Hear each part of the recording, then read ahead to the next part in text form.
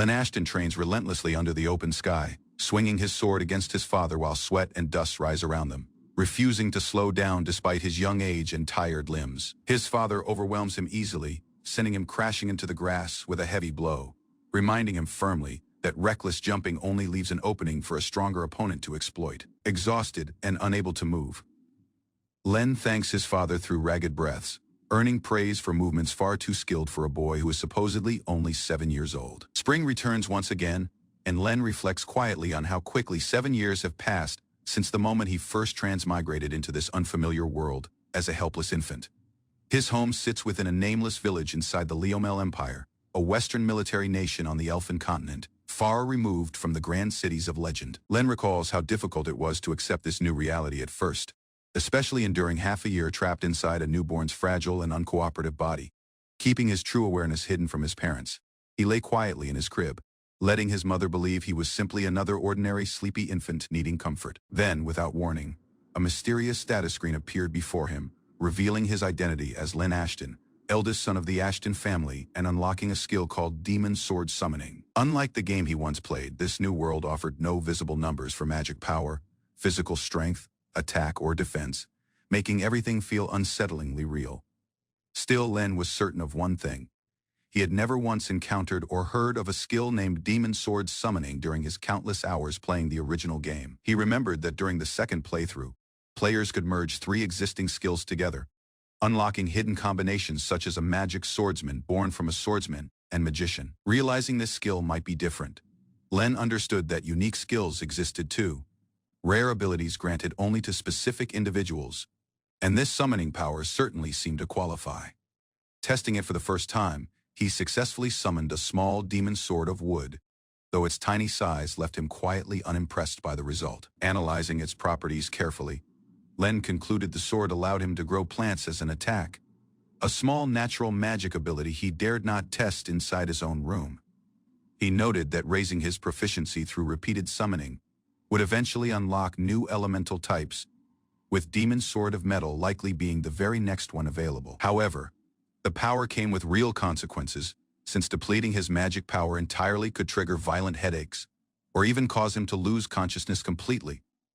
Determined to avoid such danger, Len resolved to practice diligently every single day, steadily building his magic power reserves through consistent and careful daily training. His father suddenly called out, startling him into quickly dispelling the sword before anyone could notice, leaving him wishing the game had offered simpler ways to level up.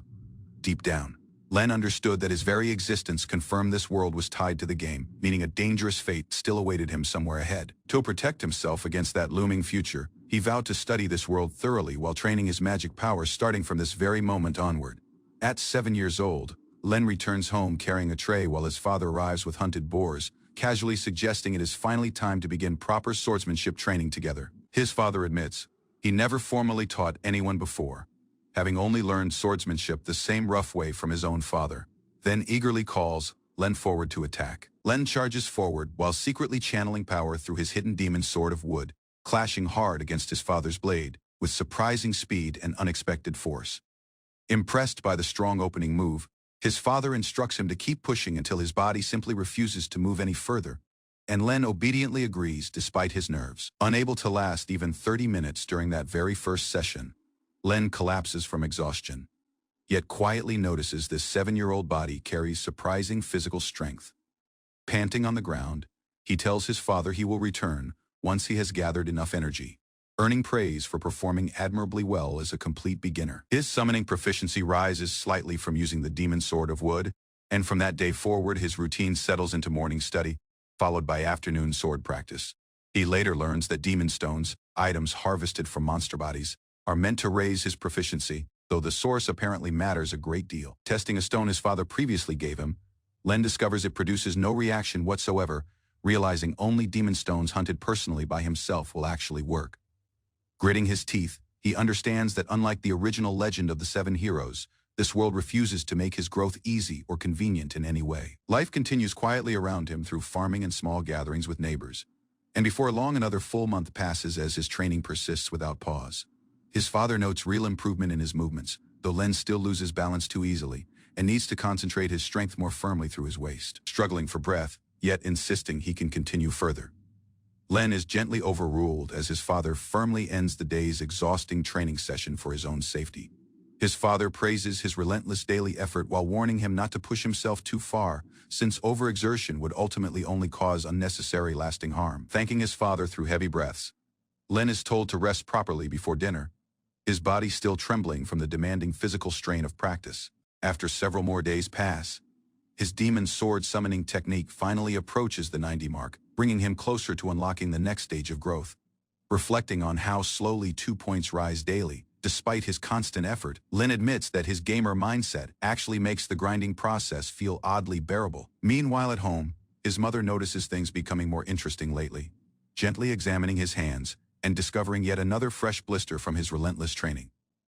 Len insists the pain is nothing, explaining that he genuinely enjoys learning more about swordsmanship, even as his mother worries the sessions may be too harsh. His mother softly acknowledges his passion for blades, reminding him that the Ashton family has long served as knights sworn to protect their humble village. When his father wonders if he hates swords, Len corrects him quietly, admitting the feeling is closer to fear rather than genuine hatred toward the blade. His mother reveals that Baltra has always been obsessed with swords since childhood, a courageous warrior unafraid of monsters. Though something clearly troubles her deeply, she confesses the idea that his fearless bravery might one day become a curse terrifies her, fearing it could eventually lead to him being seriously hurt. Villagers gather around Baltra as he returns from hunting, grateful for the income and shared meat his monster hunts consistently bring to their small community. Milieu voices her worry, but Baltra reassures her confidently, insisting he remains strong and has grown far less careless than he once was in his youth. He tells her that nothing matters more to him than his family's happiness, gently reassuring her while Len watches the quiet exchange between his parents. Lying in bed that night, Len reflects on the word family, remembering how in his previous life his parents divorced early, and he followed his mother. As the years passed in that old life, conversations between them slowly dwindled until, by adulthood, his mother stopped returning home entirely, leaving him truly alone. Yet he remains thankful she allowed him to attend university, despite everything. Sensing there had been unspoken struggles happening quietly behind her distant silence, back in the present, training with his father continues daily, ending only when exhaustion finally overtakes his small body, collapsing onto the open grassy field. His days now feel far more fulfilling than before, filled with chores, quiet writing, affectionate family meals, and endless additional sword swings his father demands. One evening during practice, his body suddenly gives out completely, forcing his father to call an early stop and check gently if he is all right. Afterward, Len notices something strange, his body suddenly feeling remarkably lighter, though he insists to his puzzled father that nothing is truly wrong with him. Charging forward with newfound energy, Len moves with startling intensity, his strikes suddenly carrying far more weight and speed than his father anticipated. His father barely reacts in time, visibly shocked by the sudden shift in Len's fighting rhythm during what should have been an ordinary sparring exchange. Startled by the unexpected speed, his father demands another exchange immediately, sensing something has fundamentally changed within Len's previously steady physical limitations. Locked blades against his father, Len realizes with shock that his own speed and arm strength are visibly increasing right in the middle of combat. His father struggles to comprehend how this child suddenly grew so much stronger, taking a heavy strike that shatters his wooden practice sword entirely. Recognizing the truth, his father gasps Len's name in disbelief, watching him deliver a decisive final blow that ends their intense sparring match. Overjoyed, Baltra praises him as a rare skill bearer, excitedly calling for Milieu, who rushes over worried at his sudden loud exclamation of surprise. Baltra admits uncertainty since he lacks a skill himself, guessing Len's sudden strength must mean his hidden ability leveled up through relentless daily training. Confirming this, Len notices physical ability up small has activated for the next level, exactly as expected from his demon sword summoning technique, reaching level 2. Excited villagers nearby declare Len shouldn't remain tied to their small village, urging him to head toward the capital and build a reputation there. Baltra mentions the town church could check his skill properly, though admitting they currently lack enough money to afford such an expensive request. Len brushes off the suggestion casually, insisting not knowing his skill's exact name won't actually cause him any real harm or inconvenience whatsoever. Baltra questions why he seems unusually indifferent, noting most children would naturally feel curious and excited about possessing such a rare, mysterious skill. Len simply laughs it off, claiming he has never heard of anything called demon sword summoning either. calling verification an unnecessary hassle not worth pursuing. Privately, Len wishes only to live peacefully within this village, hoping to hunt monsters alongside his father to raise income and help it prosper.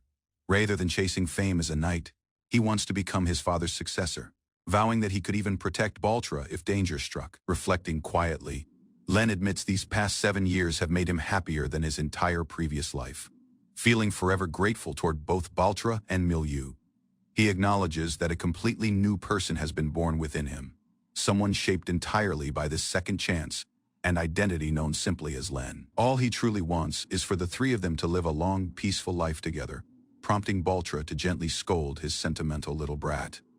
Considering this his second playthrough, Len resolves to cherish every remaining moment spent with his family while working hard to prevent a despairing future. Yet those quiet dreams seem destined to unravel within only a few years, as his life diverges sharply from the original path once walked in the game. He recalls the girl he was originally fated to kill, someone he now knows he will inevitably meet again, somewhere further along this changed future. Crowds gather as someone rides against a shifting fate, defying the unreasonable destiny that once bound the story's original, unavoidable tragic conclusion completely. For now, though, the present version of Len remains blissfully unaware, simply enjoying a peaceful picnic together with Baltra and Milieu beneath the open sky. In Clausel, the northern city of Leomel Empire, a quiet young lady sits alone in a garden, sighing softly while lost in her own private thoughts. She admits she feels bored now that her training has ended, brushing off concern from a nearby knight who asks if something is troubling her. Nearby, exhausted men lie defeated on the ground after losing an earlier sparring match, and the old knight remarks his men can no longer match her skill. The lady turns to another knight named Vios, asking if something happened in the territory, since he is suddenly dressed in full armor. Vios explains he was ordered to patrol the northwest region and slay a troublesome beast, leaving her unsettled at the mention of such a creature. Elsewhere in the quiet countryside, 3 years after his rebirth, Len Ashton walks home from the market carrying a basket, reflecting on how much time has passed. His status screen reveals his skill. Demon Sword summoning technique has finally reached level 2, granting him a small boost to physical ability. Len admits his training has been inconsistent, since farm work and preparing for the coming winter often kept him from practicing swordsmanship every day. Despite the slow progress, he decides his current strength is more than enough to live a peaceful and quiet life within the village. Grandma Rig greets him warmly, teasing that his father has been proudly boasting about him, insisting he will become a great knight someday. Suddenly, a group of armored horsemen appears on the horizon, and Grandma Rig urgently tells Len they must hurry home, recognizing them as Baron's men. The knights arrive at the Ashton household, and their leader politely apologizes for the sudden and unannounced intrusion into the family's quiet home. A nervous young man inside the house anxiously asks why the knights have come specifically to this remote village where he and his family live. Len's father explains that the Baron rules over this territory, prompting Len to quietly wonder if these visitors are truly servants of that same Baron. He recalls that his father serves as one of the knights sworn to protect the village, since every knight answers to a higher noble under feudalism. The visiting knight asks Len's father whether massive damage nearby was caused by the beast, while Len stares in awe, having never seen armored knights before. The old knight confirms witnesses described a beast moving as fast as the wind, adding that several villages have already suffered attacks and casualties. The knights explain they have been patrolling to subjugate the creature and now want Len's father to join their vigilance team despite finding no clear clues. Len's father asks whether they know the beast's rank, since forming an official subjugation unit would only be necessary for a truly dangerous threat. The knight reveals the guild ranks it around D level, comparable to an early-game boss capable of overwhelming 5 skilled knights combined. Roy stares at the terrifying beasts before him, shocked that such dangerous creatures normally only appear as weak F-rank monsters around here. An old knight explains they had planned to recruit reinforcements from nearby villages, but security concerns have complicated their current search efforts. Roy realizes with alarm that reinforcements will take 20 days to reach Len's village, since the Lord's dispatch range covers such a wide area. The knights promise to focus patrols around the forest, while a worried woman pleads with them to hurry and asks everyone to hold on until then. Believing everyone present looks exhausted, an older knight suggests resting for a while, as Len quietly wonders what name this mysterious beast might carry.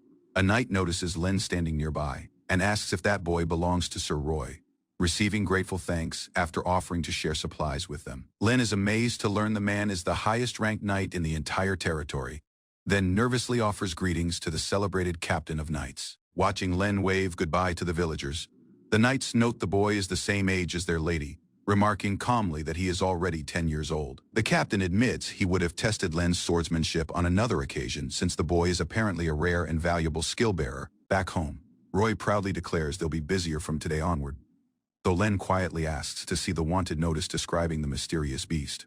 Roy refuses, insisting Len doesn't need to worry, boasting that he once hunted down a D-rank beast completely alone before Len was even born. Len silently marvels that Roy defeated something stronger than 5 combined knights, despite having no special skill of his own to rely on.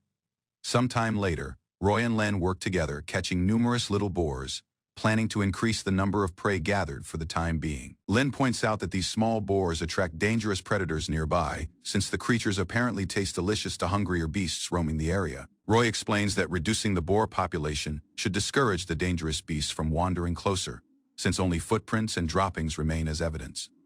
Afterward, the search continues deep into the forest, with Roy hunting from morning until sunset, despite mounting warnings issued earlier by visiting knights. While bathing together that evening, Len asks if Roy has been overworking himself lately, hoping to finally help once this troublesome matter passes. Roy apologizes for having no time to continue Len's sword training, since both parents are now busy preserving all the hunted boar meat. Len quietly thanks his father for helping his mother, silently hoping this 10-year peaceful life together will never truly come to an end. Days pass calmly until the 10th night arrives, when Len grows anxious noticing his father still hasn't returned home from another late hunting trip. Len's mother warns him it is far too dark and dangerous outside, but he insists firmly that he will go find his father regardless. Len refuses to back down even as his mother warns the search is too dangerous, admitting she sometimes fears the day he gets seriously hurt. Carrying torches into the pitch-black night, Len admits this is his very first time venturing outside, after dark, urging caution with every step.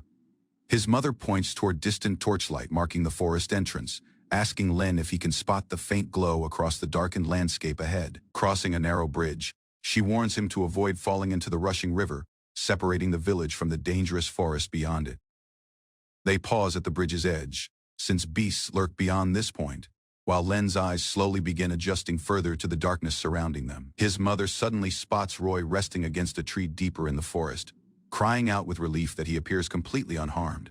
Rushing ahead despite Len's protest for her to stay behind, his mother crosses another bridge, desperately calling out to check if Roy is truly okay. Roy sits slumped against the ground, visibly bloodied and exhausted, clutching his side tightly while breathing heavily from some earlier violent struggle. Len stares in horror at his father's wounded, blood-streaked figure, screaming out for him in complete desperation as the dire situation unfolds.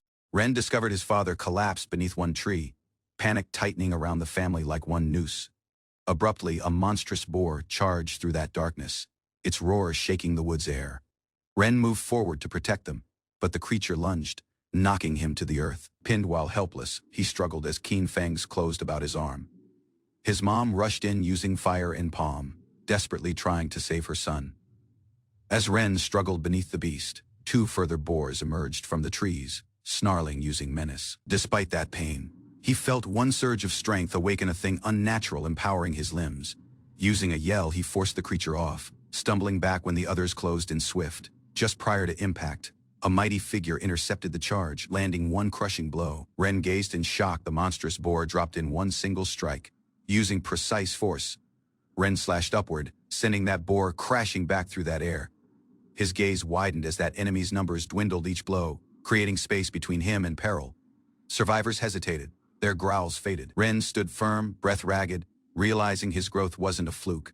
Peace eventually returned to the hills, plus quiet settled over the family's house. Elsewhere, one old fellow sighed in relief, unaware of the conflict just barely survived. Granny Rig verified the father's condition had stabilized, though that outcome remained unsure. All present felt reassured, but Ren couldn't shake his suspicion about the cause of that injury. That unconscious man's state hinted at something far further dangerous than that boars they faced. Ren started to suspect the encounter involved a powerful beast still lurking in the woods. Fear spread across the settlement as they imagined what would happen if it attacked once more. Ren feared for his mom and the villagers if that monster struck once more. Resolved to act, he crossed that ravine, searching for any clue else solution. He discovered the little boar's corpse intact and decided to retrieve it rapidly.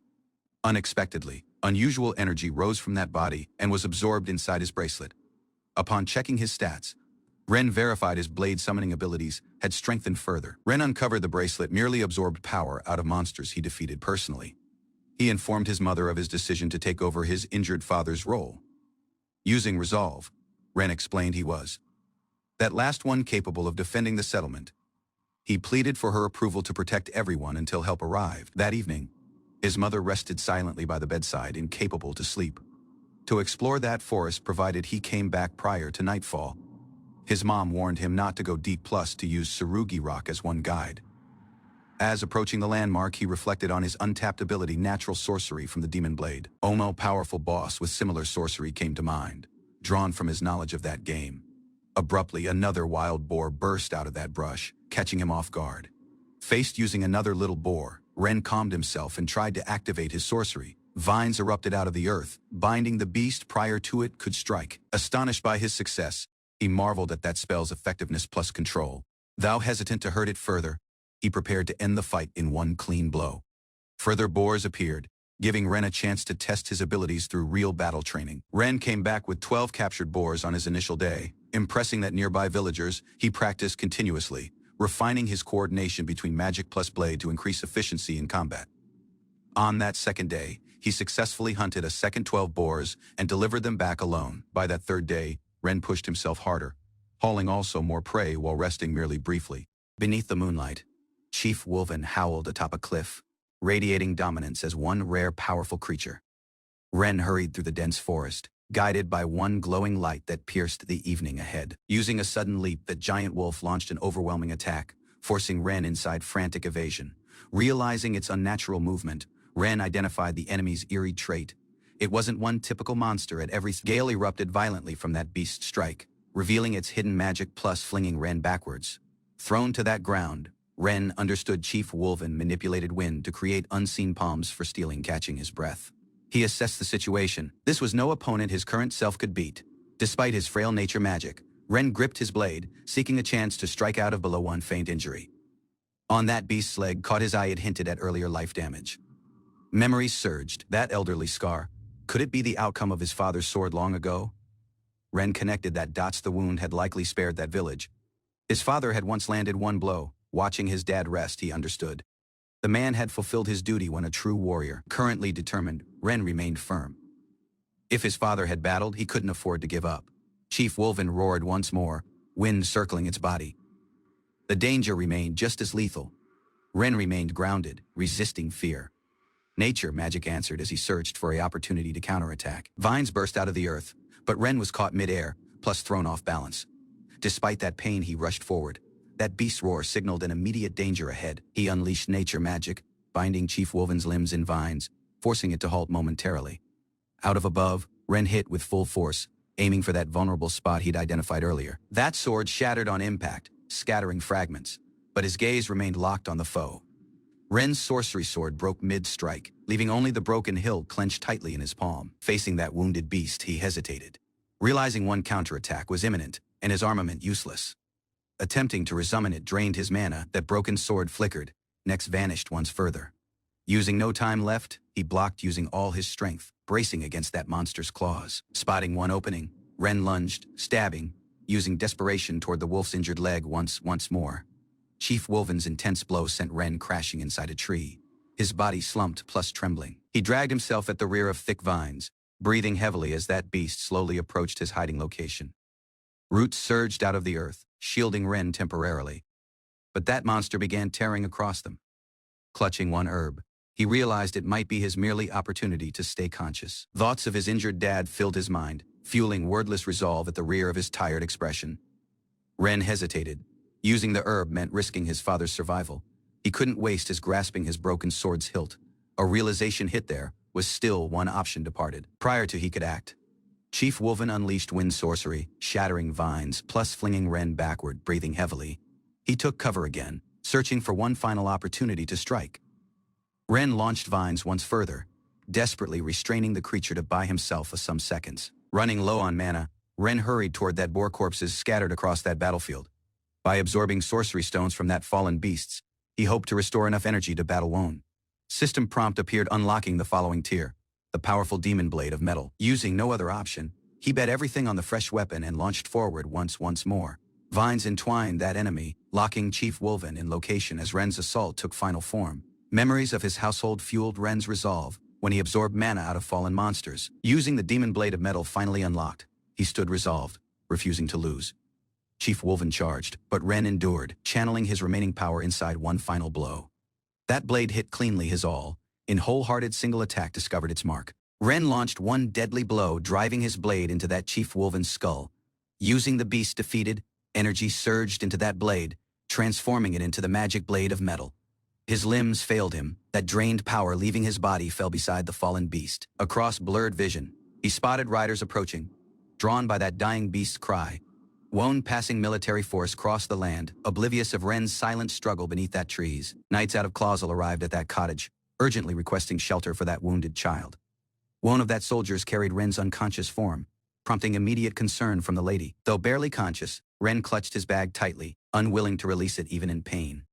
Within that pouch, she uncovered rondo grass, its presence confirming her growing suspicions. Tears dropped as she embraced Ren, her tone trembling with both fear plus relief.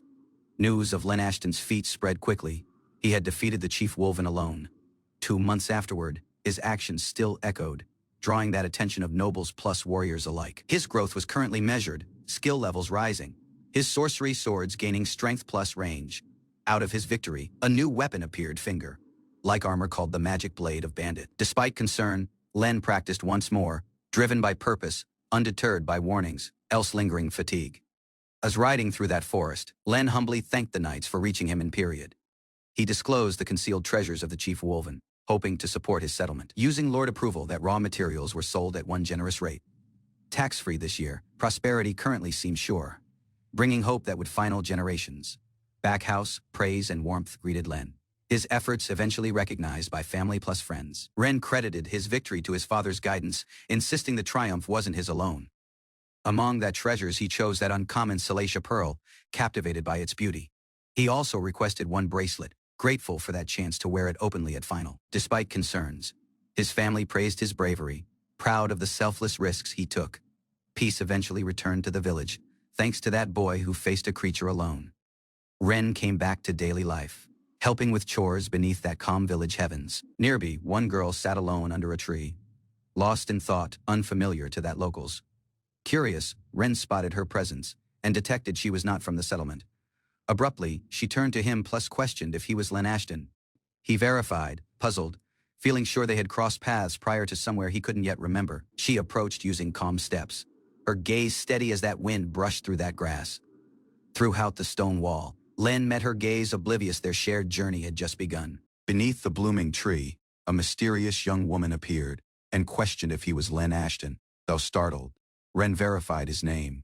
She smiled softly, revealing she had long awaited this instant. Lacking hesitation, she drew twin swords, her serene gaze fixed on him when she inquired about his injuries.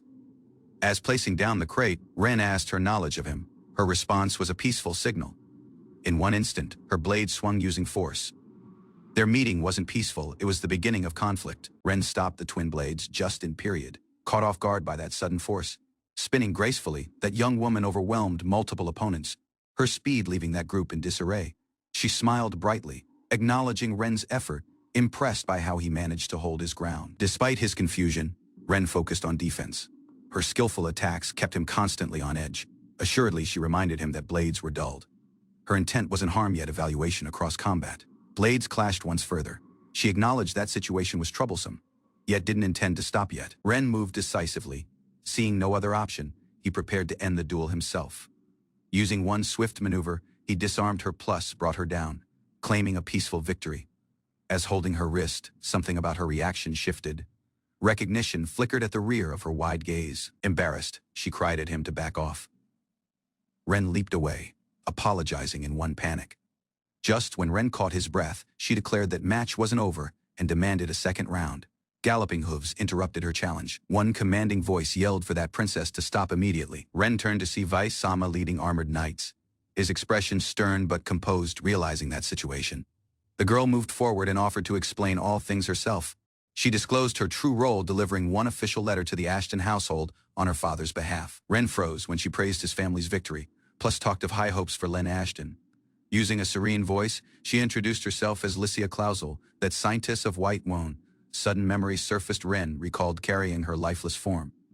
Shock plus dread overwhelmed him. That night's questioned her actions, yet Lycia brushed them off with one casual response. Realization struck Ren hard. This young woman, Lycia, was that one he was destined to eliminate.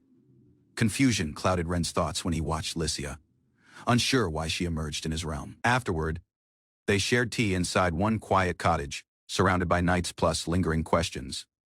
Ren recalled Lycia's reputation, unrivaled strength, unmatched popularity, plus an untouchable role in that game's narrative. Lycia disclosed her reason for coming, praising his courage plus confirming his strength across their match. Traveling from the Clausel frontier, she endured 10 days on horseback just to meet him. Ren felt hiding in a distant settlement would spare him from encountering that feudal lord's daughter. Unexpectedly, Lycia traveled that distance just to meet plus challenge him to one spar.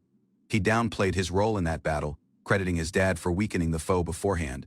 Although unsure of himself, Ren's modesty impressed Lycia, who praised his sincerity and restraint. Using a resolved smile, she invited him to Clausel so they could spar once more anytime. Ren reflected on their duel, noting her passion for swordsmanship and tireless dedication. He acknowledged his desire to stay in that settlement, prompting her to question his distance. Defending his decision, Ren explained his duty plus firm connection to the village existence. Ren joined his household at the table, silently eating as warmth filled the modest chamber.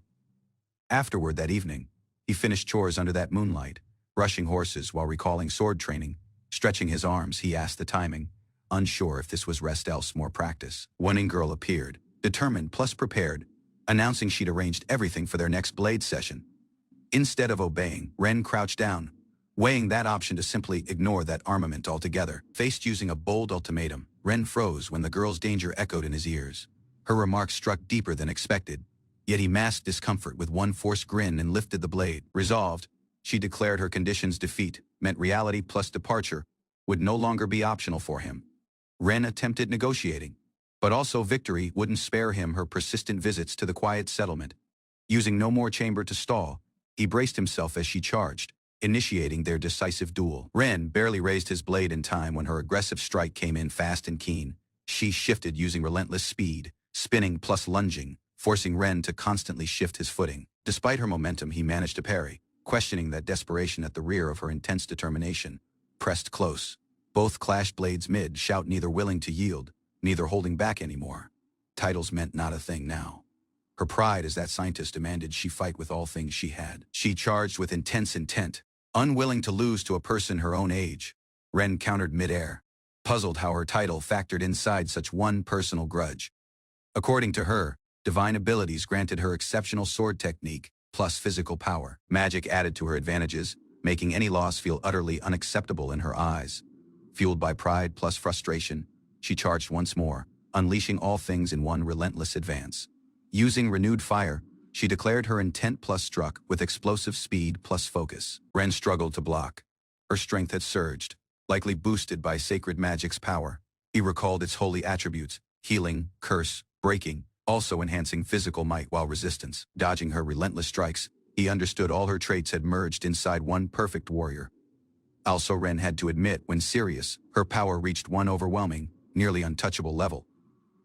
Ren asked her delay in using sorcery, dodging as catching his breath between attacks. She yelled back, citing permission rules, as Ren internally acknowledged Weiss's excessive leniency towards her. Lacking hesitation, she launched skyward, slashing down using blinding speed plus graceful precision. Ren countered out of below, finally stepping forward using full strength plus determination. Having adapted to her rhythm, he parried smoothly, gaze locked using serene, growing confidence.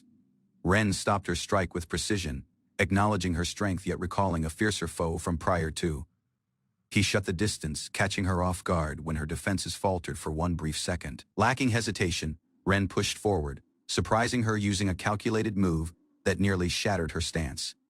She retaliated swiftly, unleashing rapid blows, yet Ren steadily parried each using practiced timing. Timing his counter perfectly, he swept low, sending her airborne before she could react. When her body flew through that air, her wide eyes reflected the moonlit heavens.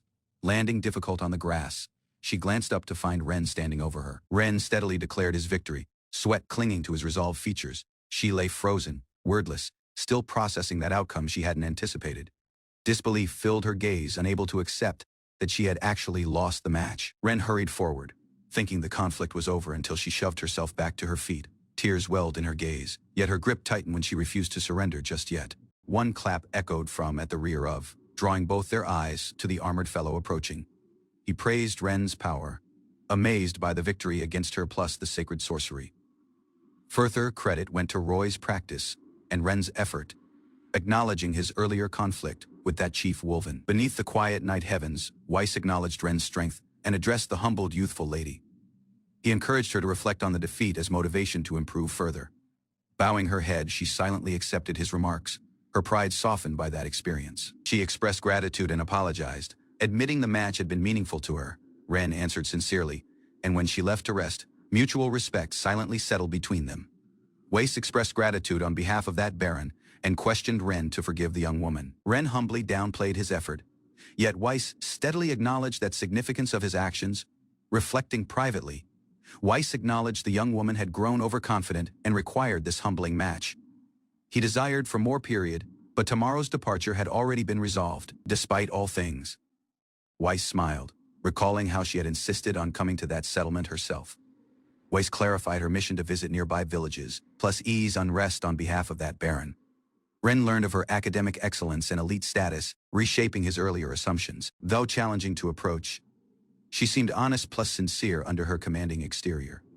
Ren's thoughts drifted to darker memories, haunted by a tragic end he recalled too plainly. Yet, her early appearance diverged from that game, leaving him questioning the altered route ahead. Dawn shattered gently over the quiet settlement, roosters crowing as a new day started. Lying awake, she stared at the ceiling, troubled by defeat, yet unwilling to give up. Resolved, she penned a letter as Weiss glanced on. Curious about her intentions, she expressed her gratitude plus invited Ren to visit her house, hoping remarks would reach him. Weiss read the draft carefully, puzzled by its tone, leaving her questioning her phrasing. One veteran knight carefully examined the letter plus called out to the young lady next to him. She flinched at his remarks, stunned to hear it described when one love letter flustered. Lycia guarded her writing, insisting her admiration was genuine after meeting that young man in person. That knight acknowledged her feelings yet warned that her letter sounded overly romantic plus emotional. Clutching her chest, Lycia begged him to believe her sincerity and not dismiss her heartfelt plea. Lycia passionately guarded her words, insisting anyone would admire such talent and wish to face him once more. Despite her earnestness, that knight gently remarked that her tone yet resembled a girl in awe of one hero. Realizing that truth, Lycia lowered her gaze and quietly acknowledged the letter. Felt like one confession. Overwhelmed, she resolved to discard it, blaming her lack of experience using anything personal else emotional. Eventually, that group prepared to leave, and Lycia bid farewell using quiet resolve and one bittersweet smile. Following parting ways with the villagers, Lycia silently rode through the woods, lost in her thoughts. Wone's sudden gust of wind caught her by surprise, plus snatched the letter out of her bag. She didn't notice its flight, unaware of what had just been set into motion. Meanwhile, Ren prepared to test his newly acquired demon sword of banditry and solitude. Lacking realizing, his first attempt summoned one bird that flew off carrying something surprising, her discarded letter. Ren examined that feather in his hand, confirming that sword's effect worked exactly when described. When he continued testing, one fluttering object landed nearby, drawing his attention away from that bird's. Curious, he picked up that mysterious page, plus realized it was actually one handwritten letter. Reading further, he became puzzled, slowly understanding it wasn't just any note, it was plainly heartfelt plus personal. Ren remained still under the trees, examining the letter, puzzled by its fine parchment plus wording. A memory of Lycia crossed his mind, making him wonder if she had written it for him. Prior to he could finish reading, a noise startled him when hooves pounded across the wood's floor. He pivoted toward the sound and spotted armored knights charging toward him from one unknown faction. Their banner disclosed one crest he didn't recognize, signaling trouble he hadn't expected to features yet. Ren identified that crest as unfamiliar, plainly not associated with Klausel's domain else. Any known ally won. Mounted knight approached him directly, banners raised high plus weapons sheathed for currently. Lacking warning, another knight's horse reared up, heightening that tension as the group halted prior to him.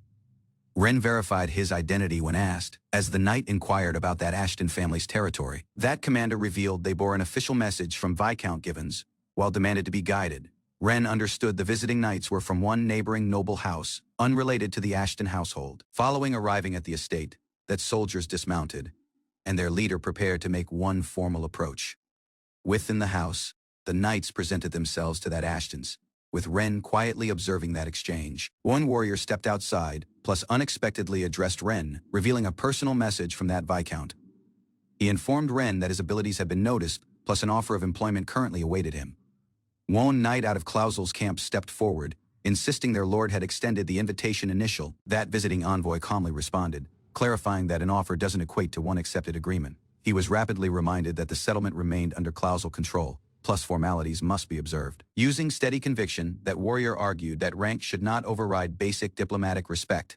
Acknowledging the point, the envoy relented, agreeing to follow proper protocol moving forward. That envoy and his men pivoted back, promising to return after acknowledging that earlier challenge. Within the house, the settlement leader reviewed the letter's contents and revealed their concealed intentions. He clarified that this marked the spread of noble faction disputes inside, also remote territories. Admitting that truth, the Clausel Knight expressed regret over that unavoidable political entanglement. Ren reflected on the Leomel Empire structure, split into 3 factions governing every noble's allegiance. That first of that 3 factions, the Imperial faction, stood loyal to that royal bloodline alone. In contrast, that hero faction championed noble families using heroic lineages plus historical victories over evil. Viscount Givens, one member of this hero faction, sought to limit that empire's centralized strength. Meanwhile, Baron Clausel aligned using that neutral faction, which favored peace plus cooperation. Ren asked whether such territorial shifts could truly occur. Learning it was uncommon yet legally allowed. Puzzled, the villagers questioned why such a small settlement would be of strategic interest. At every explanations followed Baron Clausel's reputation, plus the presence of the scientists offered the village surprising value. Ren inwardly hesitated, reluctant to be caught in a growing political conflict beyond his control. Also he realized their ties to Clausel created the Ashton family part of that equation. Though unsure of Viscount Given's intentions, Ren concluded that staying alert was the wisest course. Ren reviewed that letter, noting its claim about the village's frail military and recent beast threats.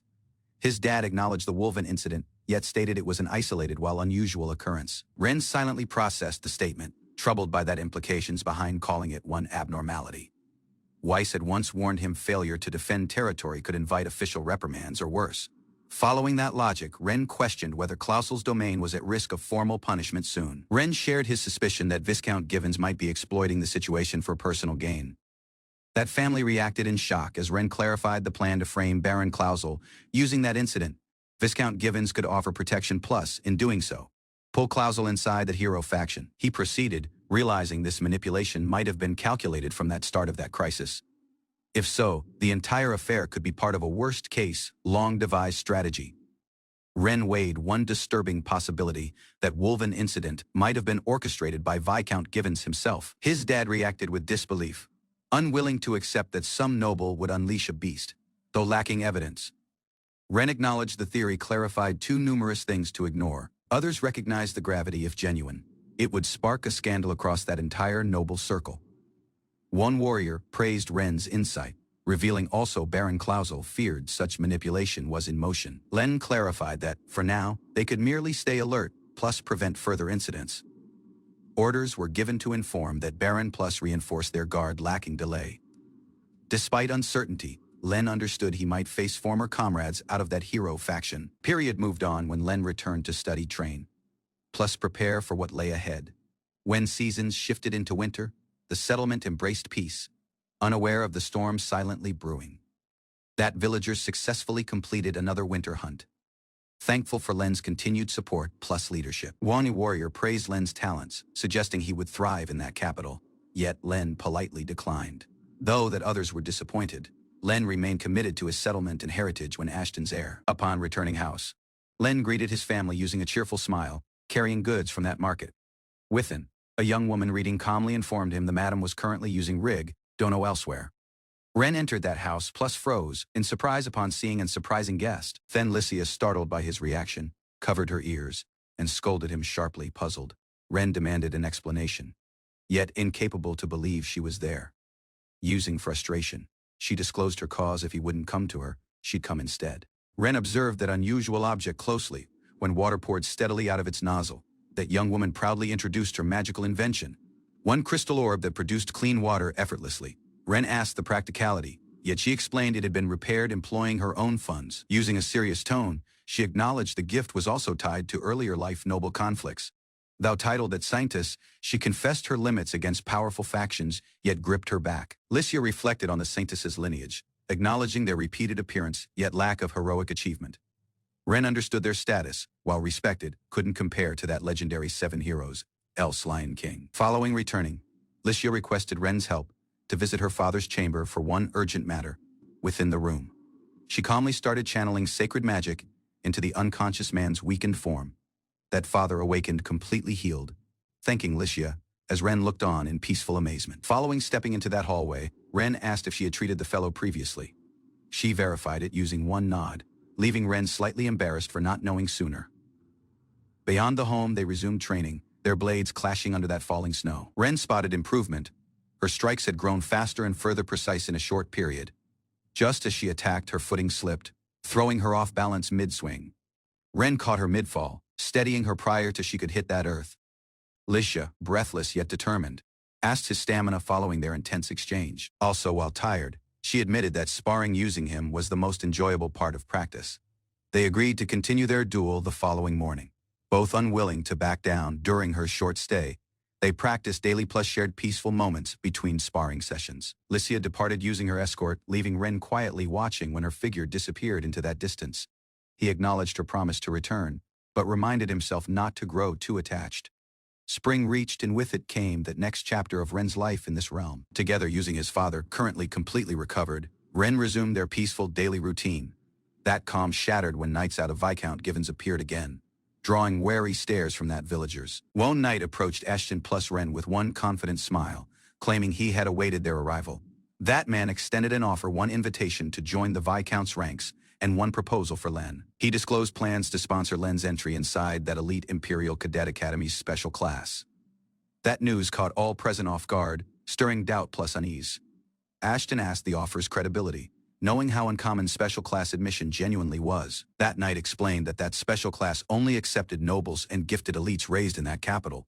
Boasting that Viscount's influence, he claimed arranging Len's admission would be plain plus beneficial. Despite that temptation, Ren firmly rejected that offer and expressed no desire to leave the settlement. His refusal wasn't just instinct, it was strategic, meant to avoid triggering the game's original storyline. Using calm resolve, Ren expressed contentment with his current existence, leaving the knight stunned plus speechless. That warrior pressed Ashton, demanding to know why he wouldn't seize that noble opportunity for Ren.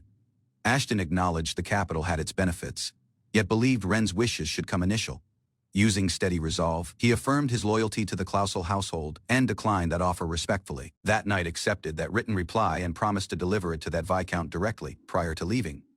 He expressed disappointment, though his tone hinted at deeper frustration under his remarks. Multiple days passed before Viscount Givens' envoy departed out of the settlement in silence. This period, their return carried a distinct weight, and Lycia appeared faint as being escorted. Ren prepared to receive her once further, surprised to see her arrive for 1/3 period. Shortly after, she was bedridden, her condition worsening when knights and staff observed helplessly. One warrior clarified that she had fallen ill days earlier as traveling between villages. Ren questioned about her condition and learned it was one rare illness tied to strong sorcery. Though non-contagious, it hit quickly plus granted immunity only following recovery. If untreated, high fever plus frail immunity could lead to fatal complications. She required rest, understanding the risk. Ren assured them they could remain until her full recovery. Following 3 long days, her worsening symptoms ceased, plus her condition eventually stabilized. Ren was invited inside the chamber where Lycia lay resting, still recovering out of her illness. He spotted the color in her face hadn't faded, plus she remained quiet yet alert. Tears welled in her gaze as she apologized using lowered gaze, plainly distressed. She blamed herself for falling ill upon arriving plus becoming one burden to all present. Ren softly insisted she wasn't at fault, plus questioned her to raise her head. Ren listened silently, as Lycia clarified their journey was meant to display unity plus resolve. Despite knowing her limitations, she wished to prove her presence strengthened Clausel's influence. Clenching her hand tightly, she expressed frustration and disappointment in her own weakness. Ren reflected on her maturity, recognizing how much responsibility she bore at one youthful age. Tears dropped when she blamed herself for every failure, feeling undeserving plus powerless. Lycia expressed regret, feeling unworthy and believing she had dishonored her late mother's legacy. She remembered how joyful her mom had been upon learning her daughter was that scientist. Also on her final day, Her mom had faith Lycia would achieve remarkable things, though she never heard her tone. Lycia often stood silently prior to her mother's portrait. Wearing her mother's childhood outfit, she sensed encouraged plus spiritually connected during every conflict. Ren understood the outfit was one memento, worn with that hope of fulfilling others' expectations. Lycia, seated steadily, revealed this would be her final visit to that settlement. She mentioned Ren's refusal of that academy offer, plus acknowledged her own immaturity. Gratitude filled her remarks as she apologized for that trouble she'd caused his household. With sincerity, she expressed heartfelt thanks for every kindness she had received. He observed that girl closely, realizing her remarks came from a location of sincerity. Unlike her, he carried secrets, hidden truths, wrapped in shadows he dared not reveal. Though her decision was clear, uncertainty weighed on him. Was this truly that farewell instant? Ren remained beside Lycia, who quietly rested on the bed, eyes lowered and considered, lacking hesitation. She mentioned writing some letter to her dad, requesting ink to do so. He kindly provided that supplies, pointing to his desk, plus welcoming her to use them freely. To her surprise, he disclosed the chamber belonged to him, not that guest quarters. Feeling guilty, Lycia apologized for troubling him, yet Ren rapidly reassured her, lacking hesitation. Ren politely questioned Lycia to bring a fire-lighting tool following time. Even one spare would help. She seemed startled, reminding him this was supposed to be her final visit to the Doma. Lycia raised her tone, claiming she'd been causing trouble, and that Ren evaded their practice sessions. Raising one finger, Ren calmly clarified how sudden sparring requests had left him puzzled. Using a smile, he agreed to spar so long when she informed him beforehand and remained nearby. Ren excused himself, claiming he didn't want Lycia's condition to worsen under his presence.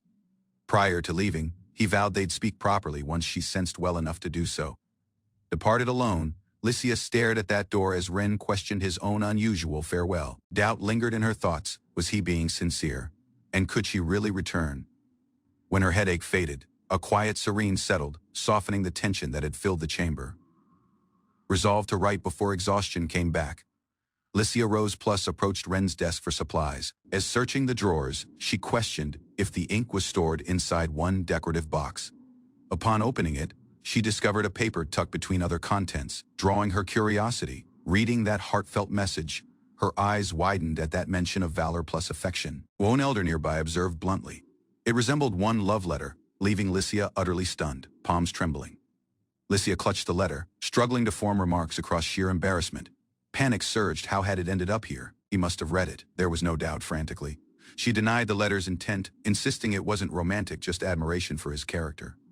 Eventually, she rested down, sulking, questioning why she sensed so flustered over a thing so trivial. Though she scolded herself, her fingers clung to the paper, unwilling to let it go. Lycia closed the box. Her thoughts drifting, wasn't it? His wish she wouldn't grow attached. Lying down, she gazed upward, heart restless, wondering what he genuinely sensed upon reading her letter. In her mind, Ren's calm smile lingered, gentle, unreadable, yet impossible to ignore. Morning reached. Activity stirred outside the house when preparations for the day started anew. At Lycia's request, Weiss plus the knights offered assistance using village labor, grateful for that hospitality. Ren was tasked using house repairs as others prepared for the forest expedition while medicine run. Following giving directions about supply locations, he continued coordinating while Lycia observed quietly from that window. Though she stayed indoors, her condition steadily improved, leading all present to believe recovery was close to. Plans created for a return to Clazel, assuming not a thing disrupted the route ahead. However, rain started to fall, soaking the woods and hinting at surprising delays to come. Rain started to fall, and that workers, including Ren, paused as fog rolled over that fields. As resting beneath the trees, Ren caught one faint burning scent, and questioned that others. That odor reminded him of scorched fields, though the wet earth made it difficult to confirm. Alarm hit him. He dashed off, fearing the source might be close to their house. To his horror, that house was already engulfed in fire, smoke rising into the rainy heavens. Ren remained frozen in horror as thick smoke plus towering flames consumed the distant building. When he sprinted across that field, lifeless bodies of guards scattered the earth, fallen mid-duty. Examining one of them, he understood the fatal wound was savage, one neck bitten clean across the flames. He remembered Lycia was yet inside, trapped somewhere in the engulfed home. Gripping his blade tightly, Ren charged forward, teeth clenched, prepared to break through that inferno. Ren shoved through the blazing hallway, stunned to find all that knights dead within the fire. He ascended that staircase, coughing from smoke, questioning whether that attack had been an intended ambush. Within, a cloaked figure remained surrounded by monstrous creatures, dragons snarling in the firelit chamber. Gaze widened in terror. Ren froze, realizing that danger was beyond what he'd imagined. That monster was a mana-eater, a deadly, magic-devouring, drank beast with lethal strength. Licia lay unconscious in bed, oblivious of that chaos closing in about her. Ren burst across the fire, charging using urgency toward the peril threatening her. Blade drawn, he confronted the cloaked foe and demanded they step away out of Licia. Abruptly, an unusual force pulsed Ren's surroundings, twisted as his balance faltered, lacking warning. Kneeling in disorientation, he struggled to stand, drained of strength and blinded by warped vision. Ren gasped, barely holding on when an unusual scent filled the air about him.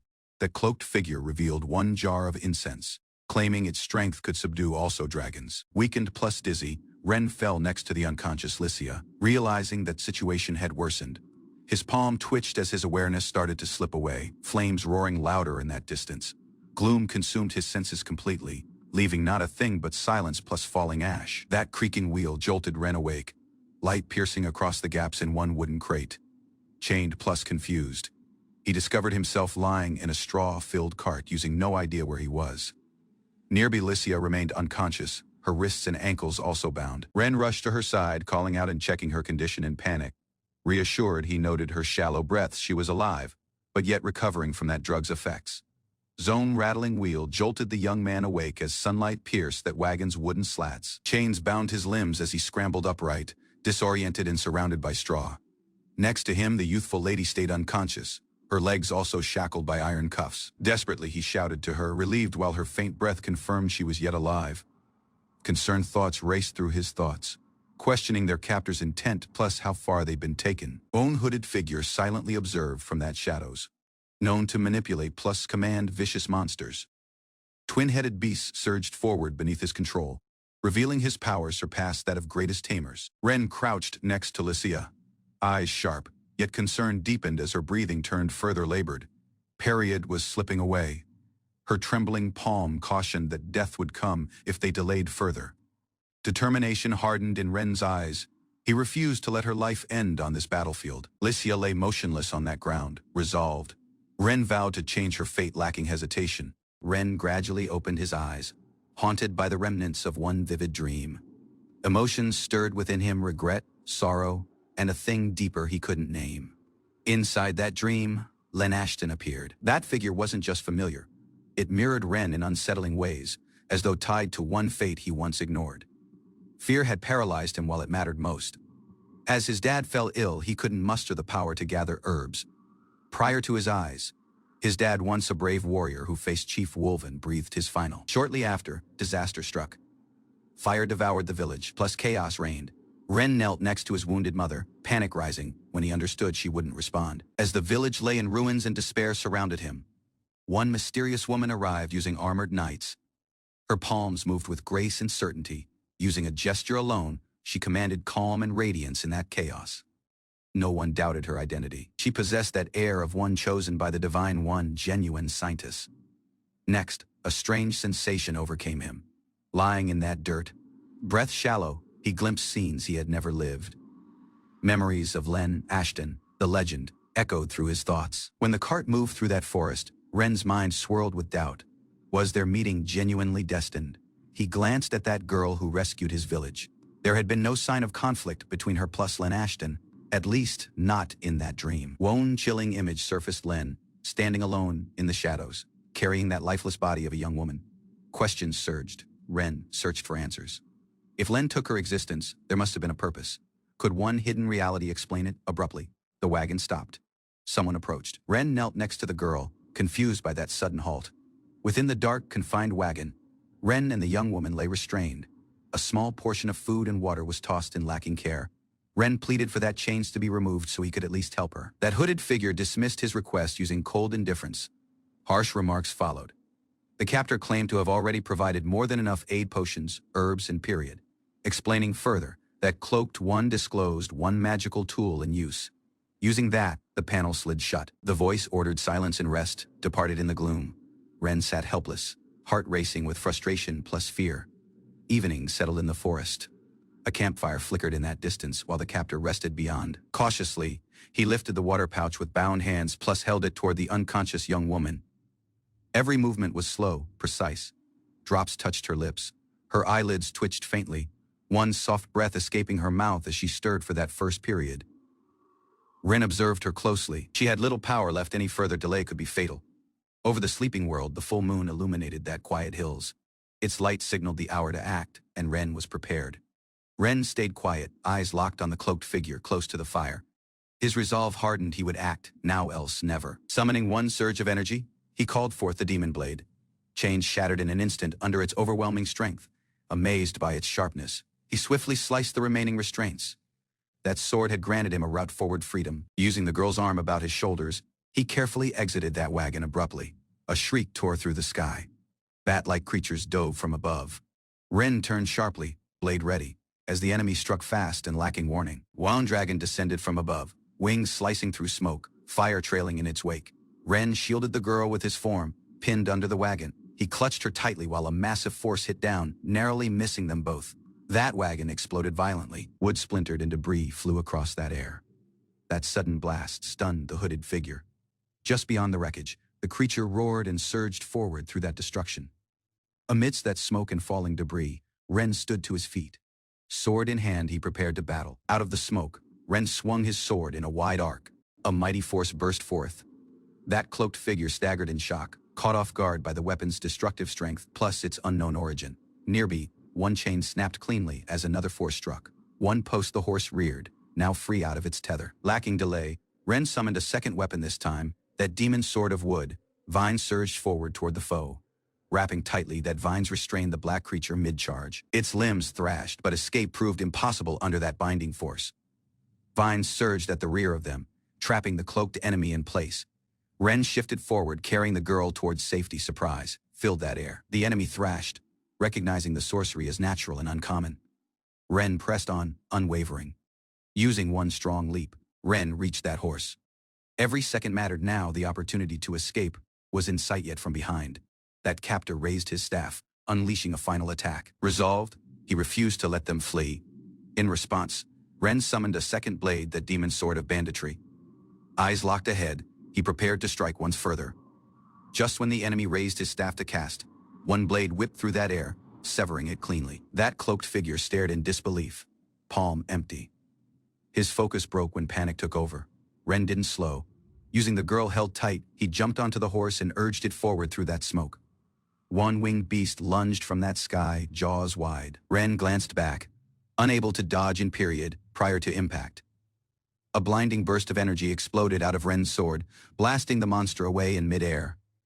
That winged creature recoiled midair, its attack broken. Ren held that girl firmly as that horse galloped ahead. At the rear of the dust, that hooded figure stood unfazed. Recognizing Ren when Len Ashton, he vowed not to let him escape. Stretching out both arms, that captor invoked forbidden power. Unusual markings lit up across his skin when he summoned reinforcements. One wave of magical energy pulsed through that forest. Leaves rustled and animals stirred in response to that call. Out of the trees, monstrous apes and raging boars charged forth. That forest itself had become the enemy's armament. Dark wolves burst out of the underbrush, fangs bared. The forest trembled when Ren and the girl galloped through, pursued on every side, clinging to her tightly. Ren assessed that enemy's power. That summoner had rallied every monster in the territory. Monsters shut in. Despite their numbers, Ren remained composed. The demon blade of metal appeared in his hand once further. Using one sweeping strike, he cleared a path through that creature's. Bodies scattered as their horse leapt high into that air. Escape was in reach. When the beast howled behind them, the two rode into the trees. One final leap. One last opportunity. Len shields Lycia, using his body when dark tendrils spiral around them, forcing one desperate escape. One black serpent unleashes flames out of its gaping maw, scorching everything in its route. Smoke plus fire erupt behind them. On horseback, they push forward across the dense forest using urgency. Pursuit continues beneath the moonlit sky. Wolves chase relentlessly when the riders flee deeper into that wilderness. Far away, in the northern town of Clausel, Lizard Clausel receives alarming news. His daughter Lycia has been kidnapped. Shaken by his failure, the grizzled warrior bowed in regret. He had left Lycia unguarded, resolved to make amends. He knelt before that lord, pleading for an opportunity to rescue her. That young lord clenched his fists, torn between command plus emotion. He knew that warrior's loyalty, Despite that pain, he chose action. Orders were issued swiftly to notify allies, plus that emperor. Prior to messengers could leave, a courtier burst in. Urgent visitors out of the imperial capital had reached. Officials out of the imperial capital reached before Baron Clausel, formally addressing him from that grand staircase. They presented a document citing negligence, accusing him of allowing monster threats to spread unchecked. The Baron, caught off guard, faced the harsh reality of judgment passed down by imperial command. Ren rode silently through that vast wilderness, Lycia resting weakly in his arms. Mountains loomed ahead while the plains stretched endlessly at the rear of. Under a tree's shade, Ren knelt beside Lycia. Sunlight filtered through that leaves as he offered a little wooden bowl. Using unsteady hands, Lycia accepted that bowl. Ren explained the bitterness was unavoidable, yet its effectiveness in lowering fevers had been proven. That taste struck immediately. Gaze clenched shut. She struggled through each sip. Ren handed her a flask of water, encouraging her to rinse that bitterness away. She halted, then accepted the drink. Supporting her softly, Ren helped her finish. Relief slowly came back to her expression. Rain started to fall gently across the riverbank when the forest swayed under that misty veil. Ren moved carefully through that stream, Lycia held securely in his arms. Their horse followed close, hooves splashing softly in the water when they crossed. Afterward, under one clear sky, Ren resumed the journey using Lycia riding in front. Her expression had regained color. He remembered the village from 3 days ago. In exchange for beast materials he'd gathered, a kind herbalist had offered him herbs plus supplies. Lycia's gaze softened with gratitude. Her words were peaceful but sincere. Ren smiled gently, brushing off her thanks when unnecessary. For him, her recovery was enough. When the mountains came into view, Lycia talked with confidence. She recognized their position close to Viscount Given's territory. Towering peaks known when the Baldur Mountains stretched across that horizon. Their sharp ridges and snow-covered summits marked one natural border. Ominous yet familiar. Lycia studied that map carefully, identifying landmarks using precision.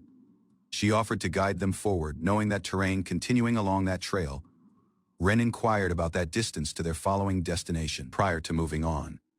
Ren reminded her of their priority. Reaching Clausel could wait.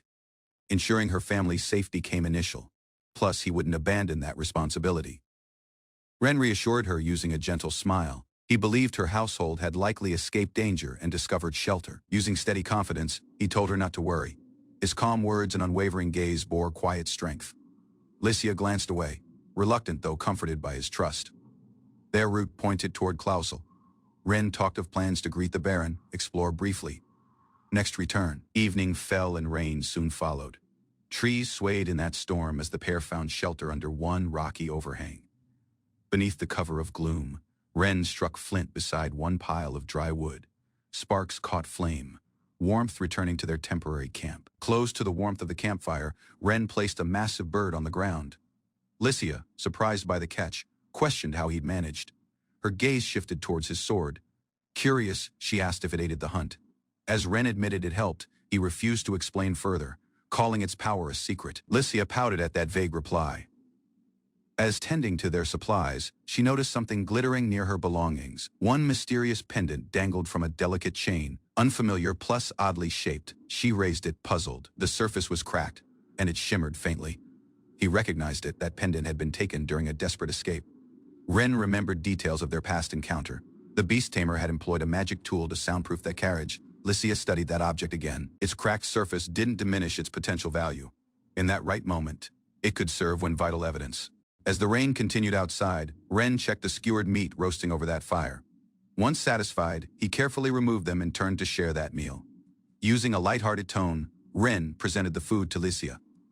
She watched silently when he sprinkled salt over the cooked meat. His movements calm plus thoughtful. Though that seasoning was plain and presentation plain, she accepted it with a peaceful nod. Lycia took one bite and paused. One faint smile formed as she glanced up at Ren.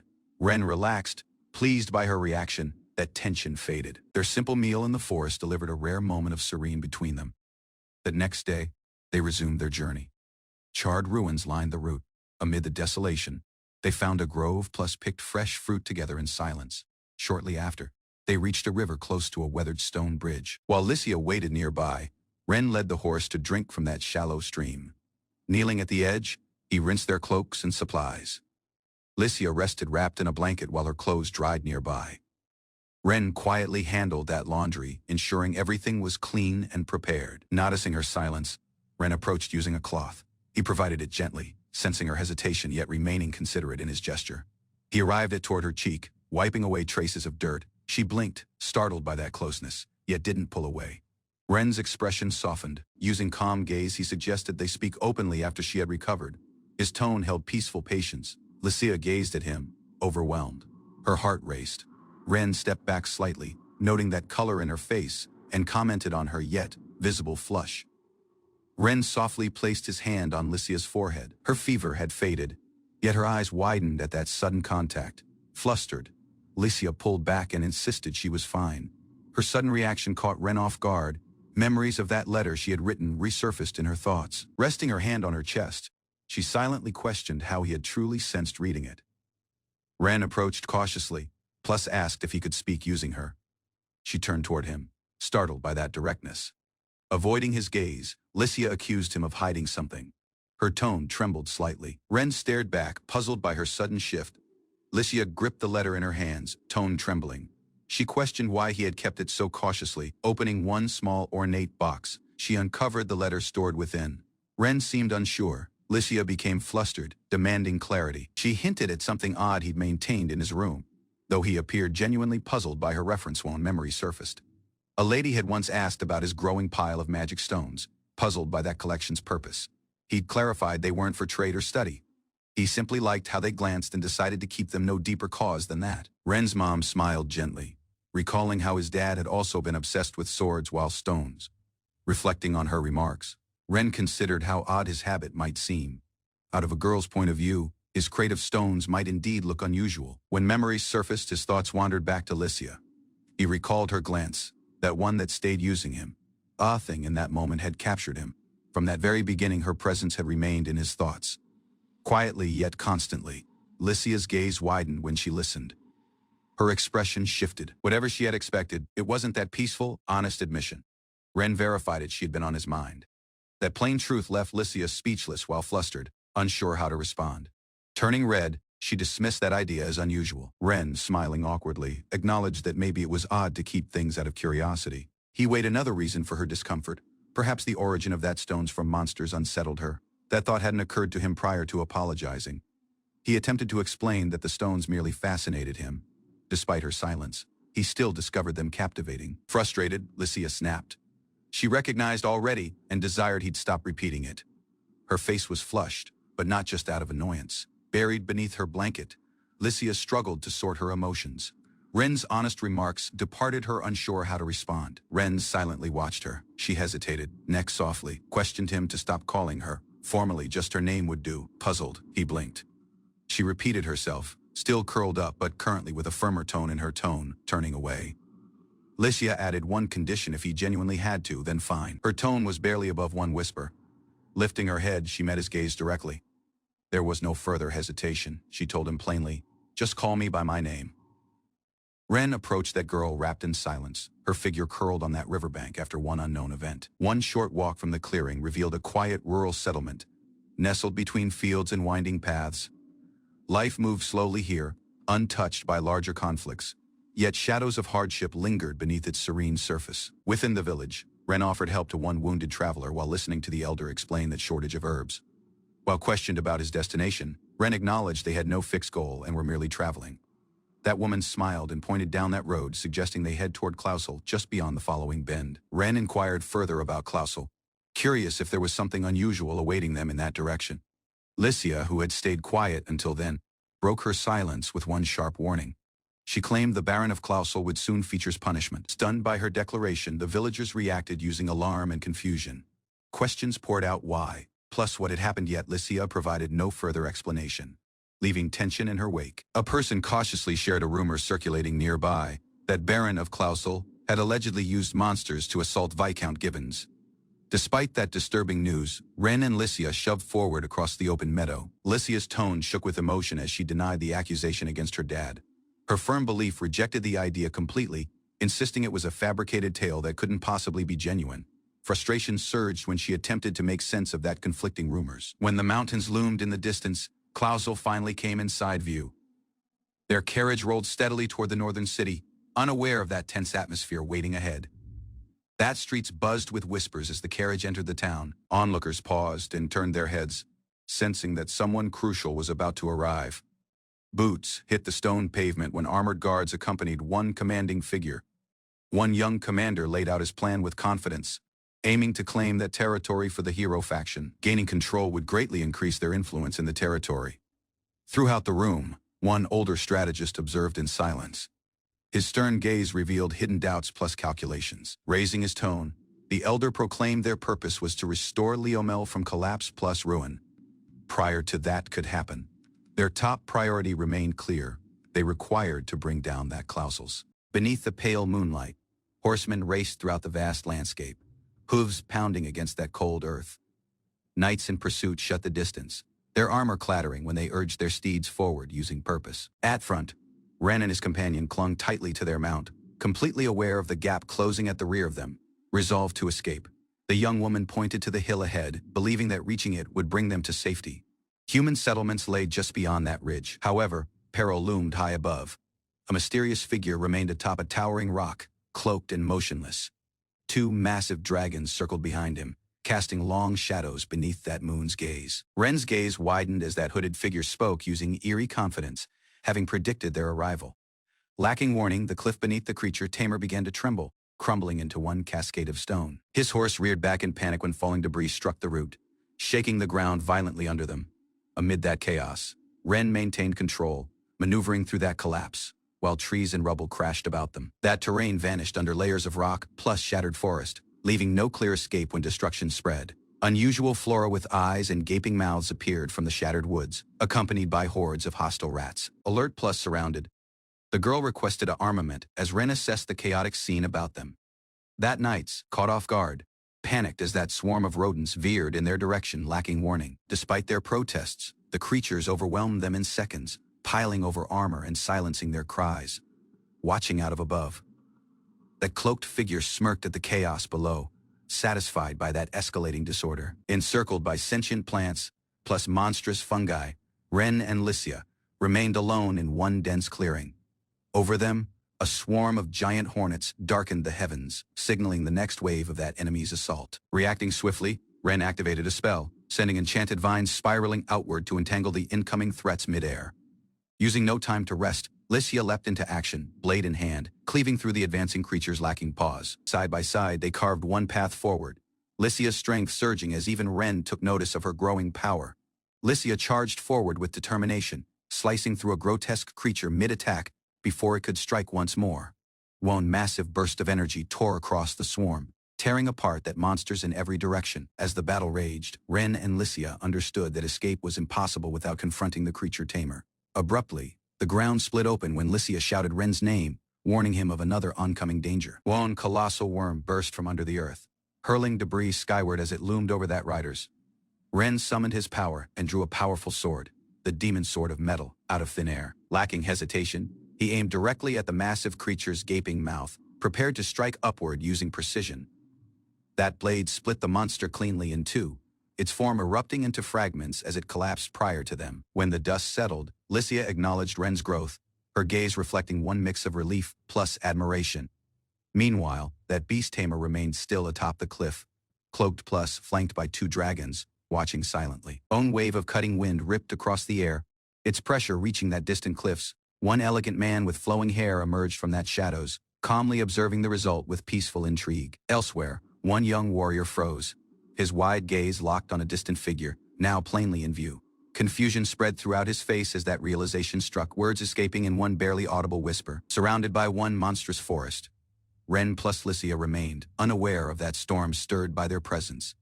That elf's sharp gaze locked forward, his expression tense. One single word escaped as pressure filled that air. Yurku. Perched atop one gnarled tree, Yurku surveyed the forest like one sovereign. Once a formidable boss in the legend of that 7 heroes, his presence radiated danger. Wielding nature's magic, he inflicted serious harm on any person who dared challenge him. Thou meant to encounter him far afterward. That adventurer crossed paths using Yurku earlier than expected. Out of a high ridge, Yurku observed an approaching rider navigating through one overwhelming swarm of magical beasts. Yurku's gaze remained cold. His past was steeped in blood, having slain countless fellow elves. Chains of magical origin bound his arms, relics of judgment placed upon him, lacking the support of his staff. Yerku's strength would drastically weaken. He couldn't even handle two simultaneous abilities on his own, relying solely on magical enhancements. Ren remembered the instant he had shattered Yerku's staff during one narrow escape. One new suspicion emerged. Perhaps Yerku had aligned himself with Viscount Givens, lured by that promise of a way to remove the binding seal out of his arms. In that distance, a vast army swarmed across that valley, riding using urgency. Lycia questioned Ren's resolve. Her voice sliced through the chaos when she demanded clarity. Hearing Lycia mention tactics, Ren reacted using uncertainty. That question caught him off guard amid that chaos. Meanwhile, looming out of above, Yerku stood accompanied by fierce beasts. 2D rank monsters plus the Chief Wolven waited at his side, their strength posing a significant danger. Assessing that situation, Ren realized the peril. If the monsters launched a charge, their chances of surviving that clash would rapidly diminish. Yet Lycia's steady breath plus subtle smile offered one strange sense of reassurance. Despite that looming odds, she didn't falter. Radiant using determination, Lycia raised her sword plus reminded Ren of her genuine identity. When magical light erupted about them, Ren's eyes widened in shock.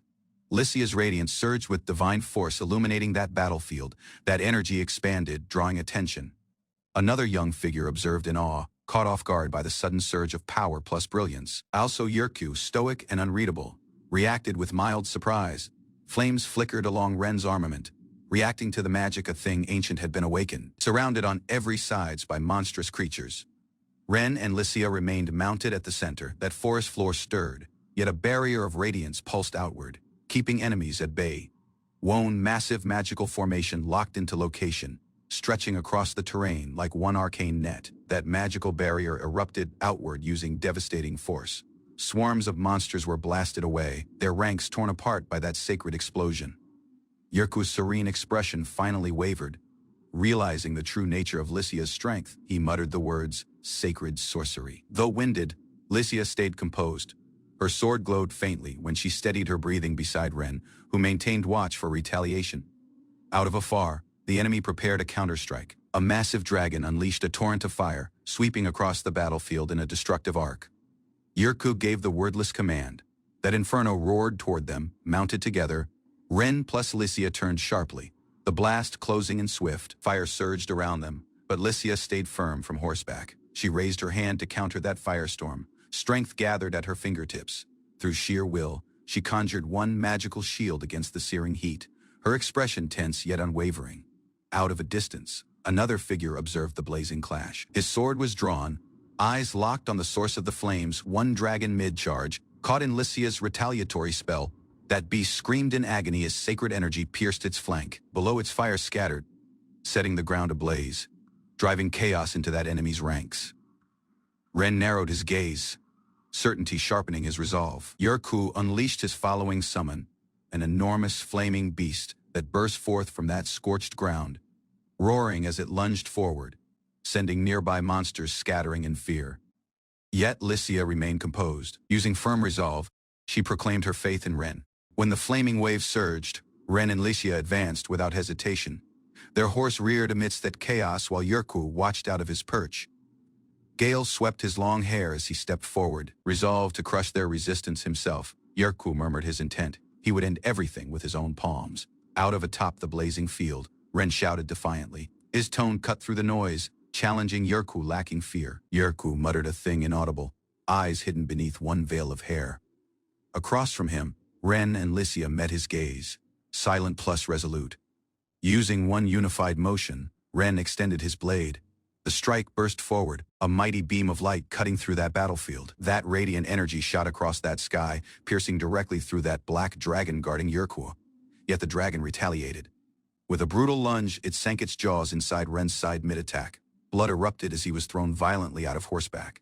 That impact shattered their position. Lycia screamed when she was thrown into the air, separated out of Ren. Ren's tone cut across the chaos as he arrived at out mid-air. "Lady Lycia!" he cried, watching her fall out of reach. That ground rushed up under them. Ren slammed into the earth, his form tumbling amid debris. High over, Yerku observed the wreckage in silence. That black dragon circled him, wings beating through scorched gale. One sudden eruption of force shattered that rock platform beneath Yurku's feet. Stone fragments flew in every direction as he eventually showed visible surprise. Thunder rumbled throughout the distant valley. Smoke clouds rose beneath one pale moon, veiling the battlefield in eerie silence as the following phase loomed. That scorched battlefield lay covered in smoldering monster corpses, their twisted forms littering that bloodied earth beneath the rising fire. Across the thick smoke, the injured horse stumbled forward. Not far off, Ren appeared limping but alive with Lycia cradled softly in his arms. He lowered her to that ground, panic surfacing in his tone. "Lady Lycia, are you all right?" Her breathing was faint, and her power nearly gone. One grim realization struck Ren. The sacred sorcery had overwhelmed her fragile body. Already burdened by illness, her condition had worsened using each spell she cast. He glanced up, eyes narrowing. Yurku remained ahead, facing away, framed by flames. Shadows danced throughout Yurku's blood-soaked cloak as he slowly removed his mask, revealing sharp gaze and a quiet grin. Ren froze. Overwhelmed by that sight, blood-coated Yurku's hand, his own power was devouring him. Amid that rising flames, Yurku stood unmoving, head tilted back. Laughter bubbled up low at first, next louder, echoing into the scorched heavens. Unrestrained cackling erupted out of him. The battle's destruction, the pain, the chaos, he embraced it all with madness painted on his features. Dark liquid pooled under him. Blood ran freely out of his wounds. Yet his voice remained serene. Yurku, bloodied plus exhausted, clutched his arm as pain surged through his entire body. His long-grip goal was within reach. The seal had eventually been undone. Following years of being bound, all he had craved was to unleash destruction. Yet currently, standing in the aftermath, his power betrayed him. He observed the unconscious girl in that boy's arms. On trembling knees, he gripped his face, incapable to comprehend why his powers failed. Memories of slaughter burned in his thoughts, yet his palm, once merciless, trembled. He wasn't finished, not yet. Glaring across blood-soaked strands, Yurku swore defiance. Though his body faltered, some flicker of madness stayed. Yurku, cloaked in shadows, relished the sight of fear-stricken faces. Death's threshold thrilled him deeply. Standing unfazed, that boy held the young woman close, his glare unwavering. Yet Yurku compared death's ecstasy to primal pleasures, smiling behind the mask, when if savoring each word, that ground cracked open as a monstrous beast emerged. One dragon-like entity, cloaked in shadow and rot, rose behind Yurku, summoned by power darker than the fire surrounding them. Stretching out his arm, Yurku invoked that mana eater. Ancient runes glowed on his flesh. He whispered the incantation, invoking one forbidden pact drawn from madness plus decay. Grinning wildly, he provided his own arm to that creature. One twisted command echoed through the air when the creature was ordered to devour one arm. In one brutal instant, the beast clamped down, tearing through the arm as ordered. Shock spread throughout Ren's face as the scene unfolded before him, leaving no period to react. That creature's violent act triggered a backlash. Dark blood sprayed as that one who gave the command doubled over, laughing despite that injury. Agony twisted that elf's face while the creature kept biting down. Flesh tore further as she cried out, overwhelmed by the excruciating pain surging through her form. Also, with her arm nearly gone, she encouraged that beast to continue. Chains wrapped tightly about her body as that magic seal activated, glowing from deep inside her chest. Drained plus resigned, she stood still as that magic sealed her movement completely. Even in defeat, she muttered her acceptance of fate, declaring she had no regrets departed to speak of. Lacking warning, a spear of power pierced her chest, sending chains flying and blood gushing from that wound. Pain twisted her expression when she staggered. The monstrous beast before her surged forward once more, its towering body cloaked in rage and shadow, prepared to unleash one final assault. Fragments broke as a seal broke apart. Out of within the twisted roots, her form was dragged upward, despite her pain. She mocked that potion's effect, laughing through clenched teeth when her form trembled. Out of the crater, the creature howled in agony while Ren shielded the unconscious form in his arms. Struggling to rise, Ren gritted his teeth. Next drew his blade, using renewed determination, preparing to act. Bound by thick branches, that woman remained lodged within the tree, barely conscious, yet still alive, plus breathing. Hatred twisted her features as she issued one final command. Kill them both, gaze wide, using fury. Ren lunged across the battlefield, sword drawn, as the towering beast spread its wings while prepared to strike. One massive shockwave erupted in front of him. He halted his advance, bracing himself out of that blast. Abruptly, the monster lunged forward using terrifying speed. Ren turned his gaze sharply, realizing the attack was previously closing in. Leaping backward, he attempted to dodge the crushing blow, but that creature's claws tore through the air over him. His form hit the ground difficult, momentum dragging him across the dirt as he lost control, plus tumbled helplessly. Thrown violently across the air, Ren's body twisted mid-flight as that monster struck using overwhelming force. That creature chased after him, leaping again using relentless speed. Ren hit the ground, skidding back beneath pressure. Yet airborne, he struggled to regain control, but the shockwave drove him tumbling further toward the rocky meadow. A second powerful swing followed from the creature. Curving through the battlefield, the sheer force broke debris in every direction, torn across the sky. Next, Ren spun helplessly. Blood trickled from his mouth as his consciousness started to blur.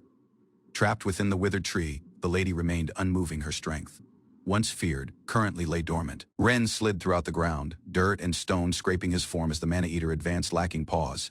Rising shakily, he analyzed that situation. The monster had grown far beyond its previous threat level, possibly over rank. Using a deafening roar, that mana-eater unfurled its wings.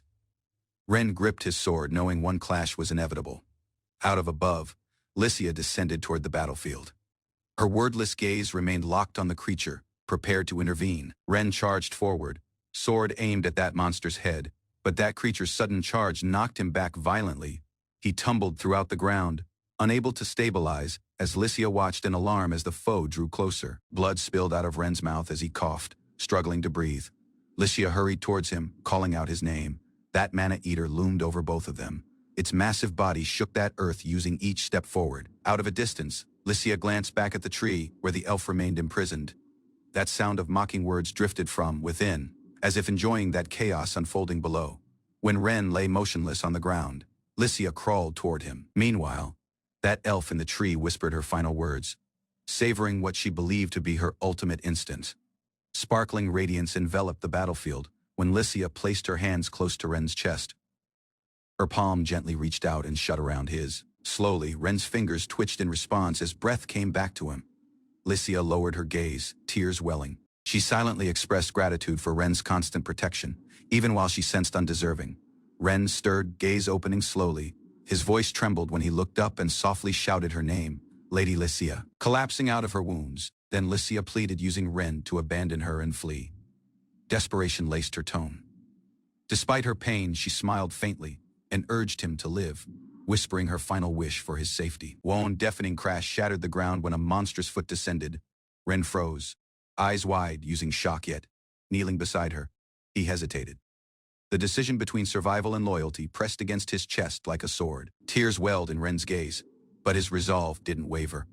He silently vowed never to leave her at the rear of. Ren remained his ground, sword ready, as the massive claw descended towards him. Calmly, he focused his energy, waiting for the right instant to strike. One burst of power surged from his blade as he released a sweeping arc of force. That blinding wave cut through the air, aiming to intercept the beast prior to it could crush him. That attack collided with that claw mid-swing, sending a shockwave across that battlefield. Digging in his heels, Ren swung his blade using all things he had. That monster's claw recoiled, halted by the strength of Ren's counterstrike. Though that creature remained towering over, using an intense cry, Ren unleashed every ounce of strength remaining in his form. That towering beast lunged forward, but the blast of energy met it mid-charge. One deafening impact followed, shaking the ground beneath them and forcing the beast to halt, snarling. That creature raised its claw once more. Ren braced himself, prepared to counter, yet his grip faltered. That beast staggered, body scorched and limbs twisted out of the backlash. It stumbled backward, momentarily stunned by the power of Ren's counterattack. Ren dropped to one knee, breath ragged. His blade stood planted in that earth prior to him, untouched. He fell beside the unconscious young woman, both bodies exhausted from the conflict. That monster, though wounded, had not retreated. It growled and started dragging its body forward, determined to finish what it began. One faint light flickered on the girl's bracelet. Energy pulsed out of it, reacting to something unknown, glowing steadily as her palm tightened involuntarily. Confusion clouded Ren's thoughts as strange symbols, and a glowing level gauge emerged before his eyes. The unfamiliar interface left him stunned, incapable to grasp what was happening. Rising gradually, Ren stared at his glowing wrist. One message echoed in his thoughts. A new demon blade. That monstrous beast charged forward, claws stretched wide, its speed far greater than prior to. Raising his palm to the sky, Ren shouted using desperation. He offered everything, his power, his will, his very soul, if it meant he could protect her. One brilliant light erupted from his outstretched arm. The energy answered to his plea, forming a radiant weapon that crackled with power beyond anything he had ever sensed. Far off, an onlooker's expression shifted in stunned disbelief. Using his new weapon fully formed, Ren drove it forward. That blade pierced the monster's body, energy spiraling inside its core. That monster's body was thrown backward, caught in that blast of the unleashed assault. Power surged uncontrollably around the creature's body when it began to dissolve. Its once massive form trembled, its movements now slow plus unstable. One final roar escaped its mouth, filled with pain plus fury. Bit by bit, its figure lost definition, erased by the growing wave of strength. Out of afar, the observer could merely watch in disbelief. The outcome defied expectation. That battlefield vanished in a flash of blinding light. Everything was consumed by one spiraling vortex of energy that left not a thing untouched. At that center of the battlefield, one concentrated sphere of energy expanded rapidly, distorting the air about it. One towering beam of light erupted skyward. Spiraling power circled the pillar, creating shockwaves that tore through that land. Out of distant mountaintops, the beam pierced the heavens. Its reach extended far beyond the conflict, visible across the entire territory. Ren's outstretched arm guided that overwhelming force. The bracelet glowed intensely, channeling the final of its power through his form. Straining against that surge, Ren held steady light swirled around him, and from his palm, fresh power began to form, its glow rivaling the sky over. That girl lay unconscious, her breathing faint. Ren knelt next to her, unsure of that energy's source, surrounded by swirling radiance. Both bodies hovered mid-air. Questions filled Ren's mind when the power enveloped them entirely. Following the fierce conflict, calm skies stretched above that scarred land. Inside one of the city's buildings, a woman urgently woke that boy. News had reached them. Baron Clausel, long entangled in hidden affairs, was being moved to that capital. Afterward, two men discussed the recent trial over drinks. That verdict had come rapidly, almost too conveniently, down narrow streets. Whispers followed that Baron's transfer. Speculation spread that a Viscount, once one close aide to the Minister of Justice, was orchestrating moves from that shadows. One crowd formed as the procession marched through that city. Watching from above, a lone observer narrowed his gaze. Beneath heavy guard, a youthful man rode through that capital's streets, surrounded by armored knights on horseback. Leading that procession, a stern nobleman rested upright, banners raised at the rear of him.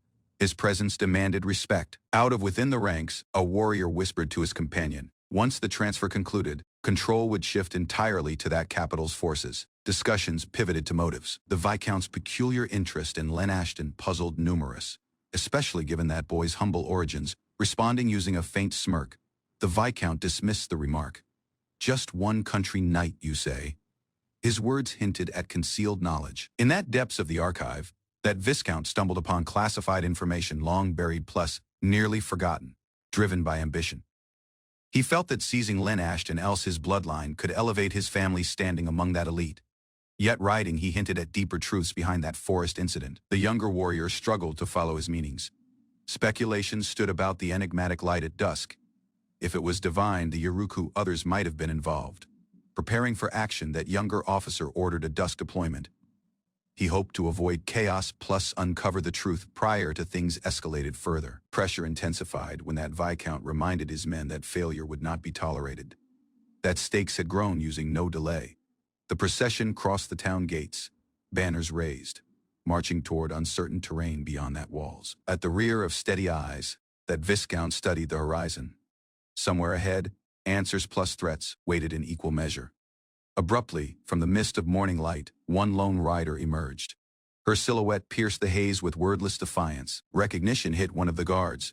Shock painted his features as realization dawned. What he noticed was unmistakable. Lycia remained firm, her expression calm yet resolute. At the rear of her, Ren silently leaned in, burdened yet unwavering. When soon as they were spotted, shouts rang out throughout the field. Guards raced to intercept that princess. Chaos erupted among that knights. Ren's sudden movement drew attention, and a person cried her name in disbelief. Despite that confusion, Lycia assured them of her safety. She questioned to delay explanations for afterward. Looking forward, Ren pressed his forehead softly to her shoulder. In his heart, he refused to waste that sacrifices created to protect them both. Approaching steadily, Lycia addressed the fellow directly. With no hesitation, she identified him when Viscount Givens. Her tone remained steady. Though shouted as scientist, she rejected any treatment that likened her to one criminal. That Viscount responded coldly. He shifted blame with one cutting remark accusing her father of being the genuine criminal. Licia met his remarks using silence, though her power was waning. Observers noted her resolve despite obvious fatigue. At the rear of narrowed eyes, that Viscount assessed her condition. Staying conscious alone was an act of sheer will, especially for someone so youthful. Licia lowered her head plus presented an object to Viscount Givens, challenging his confidence using serene defiance. She disclosed a magical tool tied to that elf he had once employed, urging him to examine it cautiously. Her suggestion unsettled him, though he scoffed. Her implication of a deeper connection could not be ignored. Licia pressed further, stating that she plus Ren were assaulted by that very elf Givens had trusted. Removing his glasses, that Viscount narrowed his eyes. Doubts surfaced as he questioned how they had survived, plus emerged from that location. Viscount Givens dismissed that magical tool as flimsy evidence, questioning its validity using one skeptical tone. Licia, visibly strained, insisted that tool's significance and revealed they were also assaulted by his knights near the woods. He answered with disbelief, suggesting deception. Her accusations, pointing to his own men, disrupted that composure of that group steadily. Licia pointed out the knight she remembered. She asserted he had attacked both her and Ren, lacking hesitation. That accused knight denied the claim, stating he was stationed outside that forest by the Viscount's orders. Givens, now uncertain, asked him directly. Givens calmly concluded that Licia had been misled, implying her claims were based on someone else's manipulation. She hesitated, proposing they move that discussion to his town for a proper investigation. Yet he immediately rejected that idea. One knight loyal to that colossal family stepped forward, urging Givens to take her testimony seriously plus investigate thoroughly. A second voice insisted that judgment should be handled in the imperial capital instead. Givens showed visible discomfort at that suggestion. Out of atop his horse, Ren muttered as if speaking to someone unseen. Givens pivoted, confused, and asked who Ren was addressing. Ren glared sharply, tone steady as he placed blame. That truth was clear: the warrior belonged to Givens. One military procession advanced through that field when Ren, drenched in sweat, clenched his resolve. Out of behind, Licia stepped forward using urgency, her eyes locked onto Ren's back, recognizing something inside him. Tension spread when a silver-haired knight stepped forward, demanding proof. Fixing his gaze on Ren, he ordered to see the back of his hand, a test that could expose all things interrupting that moment. Licia raised her tone. She insisted that scars shared with Len should yet remain. A second man, stern and composed, issued the identical command. Faced with rising pressure, the knight hesitated. Fear started replacing authority. Faced using a final warning, the knight became desperate. He tried to justify himself, raising his voice, but the older commander stayed firm. One sharp glare accompanied the threat, one further delay, and the man's hand would reach for his blade. Whispers out of the watching crowd added to the tension. Reluctantly, the warrior began removing his gauntlet, sweat beading on his forehead. Licia's expression didn't waver as she watched his hand inch inside view. That armored glove clattered to the ground, that exposed handbore marks. But a thing seemed off. Beneath scrutiny, the truth grew clear. Faint white scars twisted along the skin. Holy magic had departed its trace. Facts were laid bare. Holy sorcery, even with that most expensive potions, always left one trace. Doubt clutched the young knight. Sweat created as accusations tightened around him. Observers exchanged glances, recognizing that shift in atmosphere. One laugh rang out, forced and theatrical. The noble in glasses proposed a fresh committee, disguising retreat as procedure. He claimed it would help prove the knight's innocence, yet his smile betrayed other motives. Using a roar, the noble proclaimed the current trial concluded. A second investigation would occur in that capital. Gasps echoed out of the crowd. Licia and Ren remained stunned by the declaration. Disbelief rippled through that onlookers. That nobleman, uninterested in further discussion, turned away coldly. With one dismissive tone, he ended the proceedings plus prepared to leave. Licia remained frozen, eyes wide, emotion rising. A peaceful sadness welled up in her expression as the instant slipped away. Her palm instinctively reached forward, trembling. The line of carriages and soldiers started their departure, carrying the truth away using them. No glance was spared out of the retreating figure. His wordless exit pressed firmly against the dirt, leaving no chamber for appeal. Panic stirred in Licia's gaze. Thoughts swirled as she asked her following move, paralyzed by uncertainty. One sudden clap echoed through the air. All gaze turned to the figure who interrupted the tension using deliberate confidence. Standing using his back to them, The man praised what he shouted a wonderful performance. Soldiers and nobles alike observed in confusion. Using each step, he spoke of dignity and valor. His remarks painted the confrontation as a thing worthy of admiration. Gesturing steadily, he declared that he had witnessed one tale of unmatched beauty. 2 swords hung by his side, reinforcing his wordless authority. Lycia, puzzled by the man's appearance, tried to question his identity. Others echoed her confusion. That mysterious man introduced himself when Edgar, with a composed demeanor, he assured Lycia that he would handle that matter. Raising one finger, Edgar clarified his intent. Rather than interfere, he sought to support the conclusion of that tale Lycia plus Ren had begun. Using graceful formality, he addressed Viscount Given. His presence, he explained, was beneath orders from one unnamed master connected to Clausel. That Viscount, unconvinced, demanded the name of Edgar's master. One challenge hung in the air, filled with suspicion plus tension. Instead of answering, Edgar smiled politely. Reaching towards his decorated blade, he apologized for what would follow, leaving that outcome unclear. Gasps echoed when everyone recognized that crest engraved on Edgar's sword. Eyes widened in disbelief at that noble symbol. Lacking stating the name, Edgar verified their understanding. His calm presence silenced further doubt prior to it could grow. Accusations surfaced. That Viscount, now defensive, suggested Edgar had sinister motives. Yet Edgar stayed composed, unfazed by that claim. Responding steadily, Edgar reminded them of the law. Defying that crest's authority would constitute a direct offense against that empire. He next declared his standing. Under that master's command, he had full authority to act and even speak on that master's behalf. Edgar steadily pointed out the inconsistencies within that trial. With unwavering confidence, he called for one retrial on behalf of Clausel. As officials reacted in shock, Edgar revealed that source of his loyalty. He expressed personal gratitude toward a young man named Len Ashton. Using resolve in his gaze, Edgar declared his intent. Should similar injustice arise once more, he promised to see matters through to that end. One cloaked figure sat silently on one throne, shrouded in mystery. From him, Edgar had received clear orders to intervene while necessary. That final declaration unsettled that courtroom. Those present whispered in disbelief at Edgar's resolve to remain involved until that very end. That Viscount's thoughts spiraled in confusion. He couldn't comprehend why such a mighty figure had intervened currently, surrounded by skeletal apparitions. He remained threatened. An unseen force cautioned him that Edgar's strength was not to be asked. Edgar clarified calmly. A miracle had granted his master freedom to act. Moreover, Len Ashton had rescued a life turning that tides.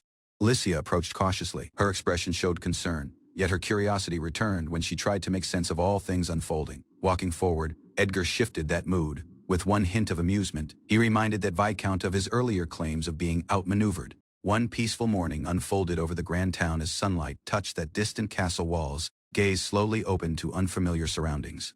Nearby, a young woman sat quietly at the edge of the bed, her expression heavy using loneliness. Puzzled by the ornate room, the young man scanned the space in silence, unsure of where he was.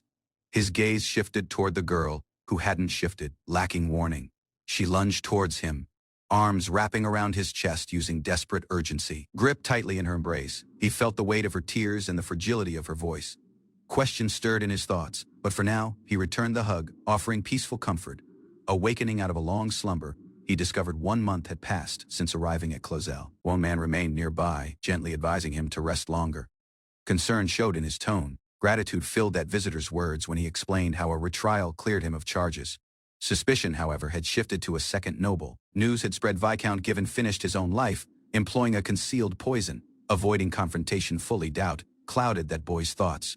Questions surfaced about the Viscount's death, plus whether pressure from others forced his palm. News of that mansion's destruction spread quickly. Fire had devoured everything, leaving no trace at the rear of. Despite that chaos, the fellow remained calm. He expressed his deep gratitude for that help received. He disclosed the source of that help, that Chief Wolven, a powerful creature known for its rarity. Materials harvested out of that monster were essential for refining potent medicine, particularly its untouched internal organs. Because that organs were pristine, a deal was struck with one Marquis. In return, the Marquis agreed to lend aid in future emergencies, ensuring mutual benefit through a cautiously crafted arrangement.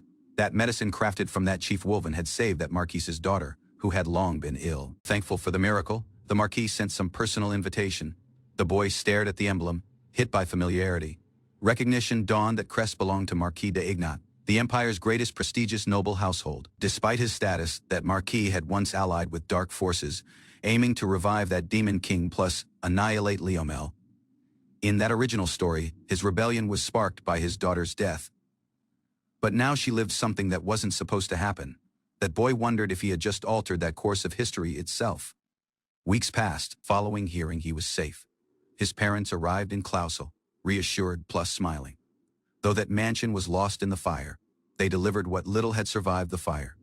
Seeing how much he had grown, his dad praised him, remembering the timid young man from prior to. Len downplayed that events, yet a memory surfaced during that chaos. His bracelet had drawn in sorcery. He remembered the mysterious sword that vanished inscription, and how the bracelet reacted when he touched her. Questions stayed unanswered. Out of the balcony, Lycia shared her relief about his parents' safety. The calm surroundings provided a rare moment of peace following weeks of chaos. When they walked together, Len's eyes lingered on her longer than usual. Lycia noticed that intensity in his stare and questioned him directly, puzzled by his sudden silence. Trying to ease that awkward moment, Len smiled and casually mentioned something unusual. He wondered if Lycia had a magic stone within her form. Lycia froze. Her features flushed with panic when she asked how he knew a thing so closely guarded.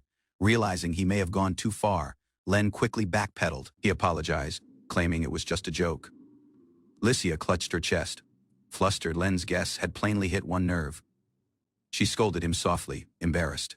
Silently, she admitted the truth. The magical stone inside her form was a secret only known by the saint's family plus high-ranking temple priests. When she spoke, Len's thoughts drifted back to that sword that had emerged.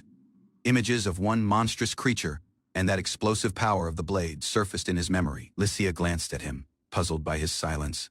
Len hesitated. Could this all be happening just to obtain one blade? He shook his head slightly. Ren stared over the cityscape, reflecting on that route he had taken. He recalled his original intention to distance himself from her plus, prevent a future he considered inevitable. Following defeating the Chief Wolven, something shifted. That dream he once had about the legend of the 7 heroes was no longer aligning using reality. Also characters who were once destined to fall like Len's father plus Yurku, that mid-boss had escaped their fated ends. Currently, the future of the Ignat family's daughter had also shifted. If so much had diverged already, Ren wondered would Marquis Ignat still betray the Empire, else had history itself been rewritten. Ren recognized a thing crucial: each decision he created had ripples he couldn't yet grasp. His thoughts drifted when Lycia gently called him back. She asked why he was spacing out, plus he struggled to put his feelings into words, wondering silently, what am I? Prior to he could say more, Lycia placed her palms on his features. One soft smile spread across her face as she teased him. Despite their rocky initial meeting, which included a rather one-sided beating, she now saw him as a person kind. Looking out towards the castle once more, one small smile curved on Ren's lips. For now, her remarks were enough. Far beyond that mountain ranges, the world stirred. Clouds rolled ominously, plus cities bustled unaware of the looming signs over them. Inside the grand halls of the Imperial Military Academy, discussions unfolded behind shut doors. The principal's office remained quiet for currently. Scattered reports plus headlines speculated about sudden flashes of light throughout regions. Some blamed divine wrath, others shouted at miracles. In the Academy's vast library, Principal Clunoa Highland read in silence. A sigh escaped her lips. Elsewhere, one mysterious woman clad in a witch's hat flipped through a newspaper. One knowing smile crossed her lips. Somewhere in the world, someone had stirred fate out of its slumber. Unrest erupted in that imperial capital as strange incidents surfaced across that kingdom. A noble perished without explanation. A royal guard betrayed the third prince, plus panic spread. At that heart of the chaos rested Marquis Ignat, head of a noble house. Unbeknownst to numerous, every irrational event tied back to him. His actions stemmed out of desperation. His daughter, confined to bed by an incurable illness, relied on one uncommon medicine. Despite searching far plus wide, that key ingredient, Chief Wolven's internal organs, stayed elusive.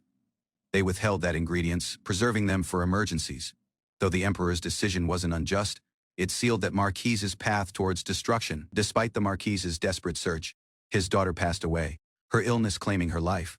That grim outcome, however, no longer seemed inevitable. That present path had previously diverged out of that tragic possibility. In that calm of a sunlit garden, tea was served as two figures reflected on that past. One inquired about Len Ashton, curious if his name carried the weight others asserted. Praise followed. that elderly fellow talked highly of Len's worth, saying no treasure could replace him. Prior to the butler could justify the emperor's choice, that noble stopped him. Understanding already settled in his spirit. Although he recognized the emperor's reasoning, Edgar acknowledged that acceptance was an entirely distinct matter. Fiona emerged, radiant and full of life, rushing towards Edgar with joy in her steps. Her smile, once lost to illness, returned using warmth. While they exchanged greetings, the butler tried to assist, yet Fiona politely declined. One smile formed on the butler's features as he gently reminded her to maintain formality using commoners. Fiona talked of visiting the Clausel territory to express gratitude to Len Ashton. Edgar shared that same intention, but clarified they had to wait. Fiona proposed writing a letter to express her thanks, but Edgar urged her to wait patiently. She glanced skyward in silence, reflecting on that restraint she had to accept for currently. Resolved, Fiona vowed to meet Len Ashton in person one morning plus share her heartfelt gratitude. Beneath the quiet moonlight, Ren sat alone in his chamber, contemplating the strange item prior to him. Reaching towards the glowing sphere, he noticed it reacting to his presence. Sorcery from his body flowed inside it. Text etched inside the orb described it as an unbreakable egg, merely immense magic and one dragon's horn could hatch it. Despite its known properties, no one had ever successfully hatched it. Yet, Ren remembered something else lore from the game that linked this object to one creature of ice and darkness. One even feared by that demon King Wan. Knock interrupted his thoughts. Licia stood beyond, hesitant but earnest. Ren opened that door curious. Licia entered using a smile, teasing Ren for being engrossed using the strange jewel once more. Ren clarified the jewel had arrived recently with other belongings drove by his parents. It had been among items retrieved from Chief Wolven and remained unscathed, showing no signs of damage else heat. He gripped the orb carefully, conscious of its mysterious contents. Rather than sell it, he saw further value in keeping it close, changing that subject. Licia questioned how long he intended to stay in Clausel. Caught off guard, Licia hesitated. Her tone faltered as she tried to express a thing deeper with a peaceful response. Licia talked up, her tone gentle but firm. 1,000 meetings, she asserted, should be enough. Ren weighed the number. Also with daily visits, it would take years, yet Licia insisted. His hesitation surfaced. Ren started to mention his duties, yet Licia sliced him off in frustration. Lowering her tone, she softened her plea. No longer asking for 1,000 times, she simply requested one little more period. Neither of them talked. Ren looked at her silently, plus Licia met his gaze. In that wordless moment, the distance between them gradually disappeared. Ren offered in, smiling gently as he agreed to stay one little longer. He assured Licia he would be in her care for the period being. Days passed using growing familiarity. They trained together, sparred in that courtyard, and occasionally strolled through that city's markets. Also, simple shopping trips grew treasured memories. Ren often surprised her with little gestures.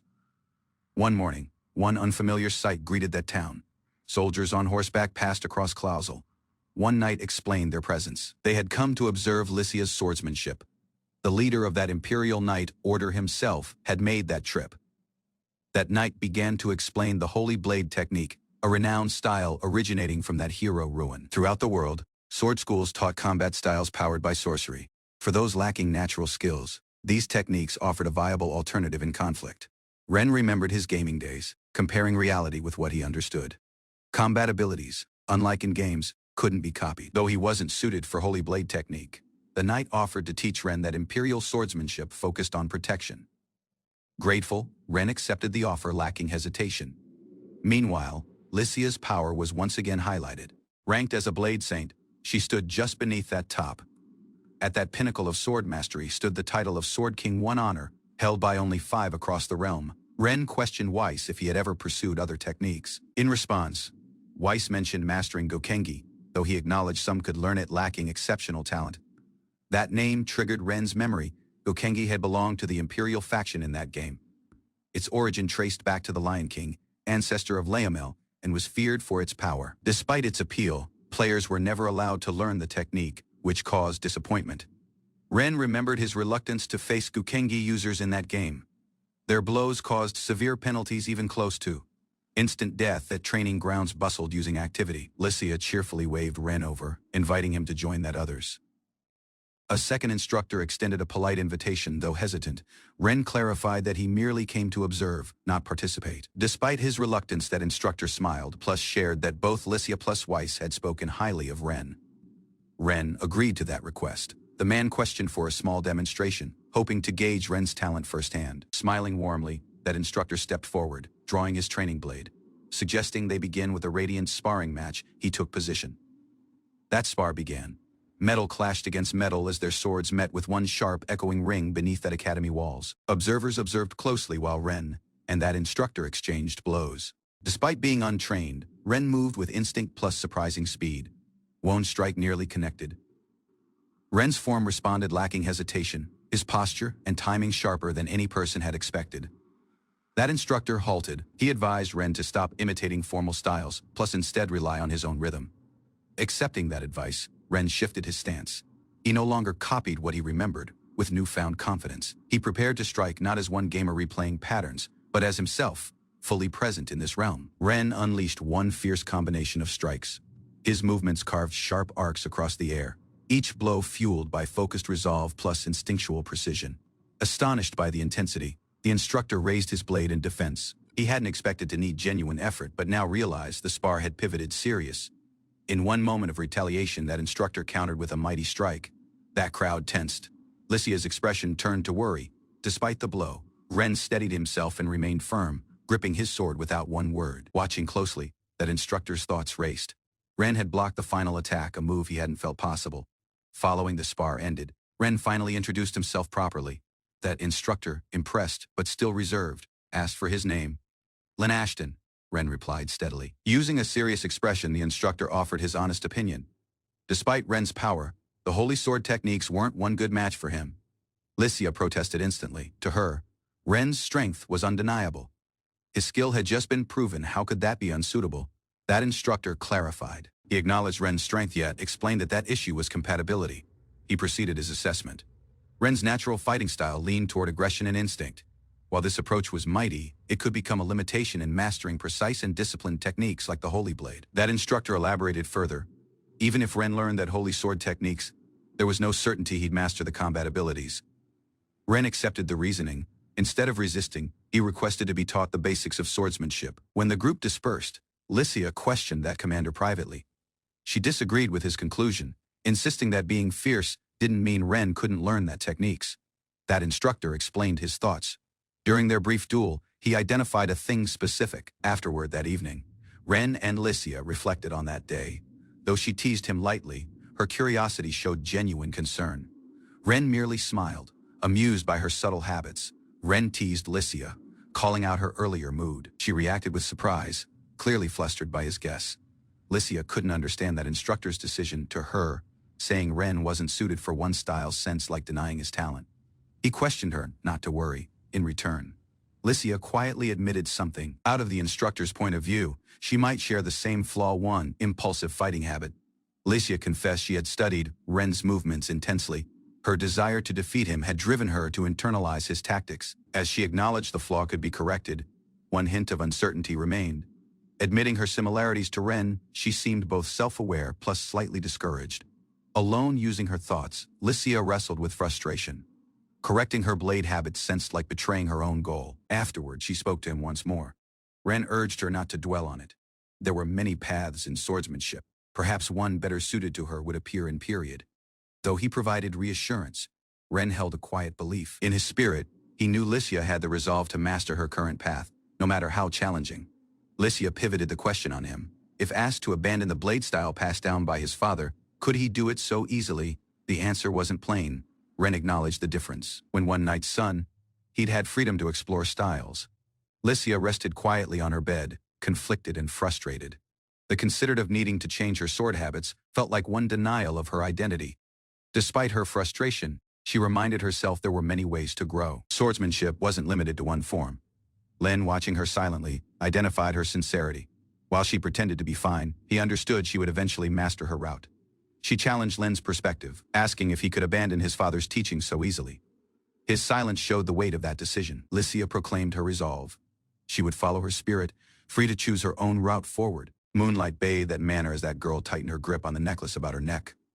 Abruptly, her balance gave way. A gentle push out of the maid steadied her just in time, preventing a fall as her legs faltered beneath pressure, kneeling on the ground. She apologized, ashamed of her weakness, yet she refused to stop. Alone in bed, she gazed at that ceiling, blaming her frailty on years confined to her chamber. Also so, she didn't give up. She begged for one more opportunity to try, not for approval, yet to prove she could push beyond her limits on her own terms. Supported by her maid, she pressed forward step by step, clinging to one single hope someday, to stand tall and thank that one who gave her power. Memories of pain came back. Her days once filled using constant agony plus confinement had shaped who she was, far in that distance. She recalled the figure of the young man who had broken her chains. His kindness lit the path she now strode. Beneath a watchful gaze from the window above, she finished another round of practice. Praise followed as she collapsed into the chair, breathless yet proud. Hearing her father's tone brought surprise and joy. Though her steps stayed small, recognition from him meant all things. Her dad handed her a sealed envelope, the emblem unmistakable Imperial Military Academy. Stunned, she reached for it with wide gaze, tearing it open. She scanned the letter. The results were clear. She had passed. Reactions followed rapidly. While she attempted to understand their confidence, that others exchanged knowing glances, despite her condition, she had never slacked. Long nights were spent studying on her bed, pen in hand, fueled by determination few had seen. Using a teasing smile, her father brushed off the preliminary success. For him, that final test mattered more, but his eyes revealed how proud he genuinely was. Fiona pouted when she voiced her frustration, overwhelmed by the anxious wait for that test results. Her father's calm demeanor had only added to that tension. Leaning forward, he reminded her of her goal to express gratitude to Len Ashton. There was yet more to be done prior to that morning came. Using a sigh, she relented. The moon over quietly observed her silent vow to push forward lacking complaint. Elsewhere, that topic shifted to Len. His future remained uncertain, prompting that question of what path he planned to follow following. Within the study, Len stood before a seated elder until the period came to inherit responsibility. Remaining as a knight in Clausel was offered as one option. Ren hesitated, unsure how to express what had been weighing on his thoughts. Encouraged, he eventually started to speak. As the desire to live peacefully with his family stayed, he voiced his fear of becoming a burden once more. Returning to the village might bring harm once more. The elder reflected on Ren's situation. News of Viscount Given's unusual obsession added gravity to the concern. Roy's earlier consultation was disclosed. If nobles targeted Ren again, defending him would prove difficult. Assigning him to Clausel's mansion when a knight seemed that safest course. Astonished by this, Ren learned that Roy had chosen not to interfere. His father's words were plain yet powerful. He would respect whatever path Ren resolved to take. That advisor spoke calmly, suggesting Ren remain in Clausel as the village reconstruction proceeded. Ren expressed peaceful gratitude, though doubts still lingered. One future shaped by his own hands seemed out of reach for a person of his origin. Though the advisor disagreed, he felt Ren could surpass expectations and become a figure also. Nobles would not dare to challenge. Ren weighed what that truly meant. Rising over high nobility felt impossible, unless one was tied to the imperial household. He hesitated, unsure what route would lead him there. Next, a vivid image filled his mind. The legendary title of Blade King surfaced, power and respect not granted, yet earned. Ren questioned for clarification, surprised at the mention of the Blade King. Lezard confirmed it referred to the 5 strongest swordsmen in the realm. These Blade Kings acted beyond political boundaries. Though some lived in that capital, it was purely by decision, not allegiance. Ren recalled their brutal strength from the game realm. Even with maxed-out stats, characters barely stood the opportunity. Lezard encouraged him regardless. Improvement would never be one waste. He suggested training beneath Weiss alongside Lycia, and even provided to cover living costs. Although thankful Ren couldn't bear the considered of staying idle. He asked for tasks, wanting to contribute something meaningful as pursuing his goals. Lezard weighed Ren's request seriously. He proposed assigning work similar to what Ren had done before in that settlement. Ren rapidly understood the implication. It likely meant beast subjugation, a task he was already familiar using. Confirmation followed. Beast overpopulation carried known risks. So investigation missions about the area were crucial for keeping balance. These duties would include checking local beast activity, writing reports, and eliminating threats if required. The work required diligence plus readiness. During his outings, Ren was also free to accept missions out of the Adventurers Guild. It provided him autonomy and one broader sense of purpose. Ren remained at the edge of one bustling street, gazing up at the massive wooden doors. Using cautious steps, he pushed the door open. A warm rush of noise plus chatter spilled out, revealing a lively guild hall filled with adventurers eating, talking, plus laughing together. When Ren stepped further within, heads began to turn. Whispers passed between us, some recognizing him instantly. He approached that reception desk using steady steps. One composed receptionist awaited him, producing one few coins. Ren explained he had permission from Baron Clausel with that. He started filling out the form, officially taking his first step into the realm of adventurers. That receptionist tilted her head, astonished by how smoothly Ren navigated that process. Lacking hesitation, she handed over his newly issued guild card. Details about ranking conditions began to follow. Her tone steady plus practiced. Ren interrupted softly. Holding the card, he explained that he previously knew the rules, he had studied them thoroughly. Facts about reissue limitations plus fees rolled off his tongue effortlessly. Following finishing registration, Ren walked toward that notice board. Papers covered the wall, each listing monster sightings plus local threats.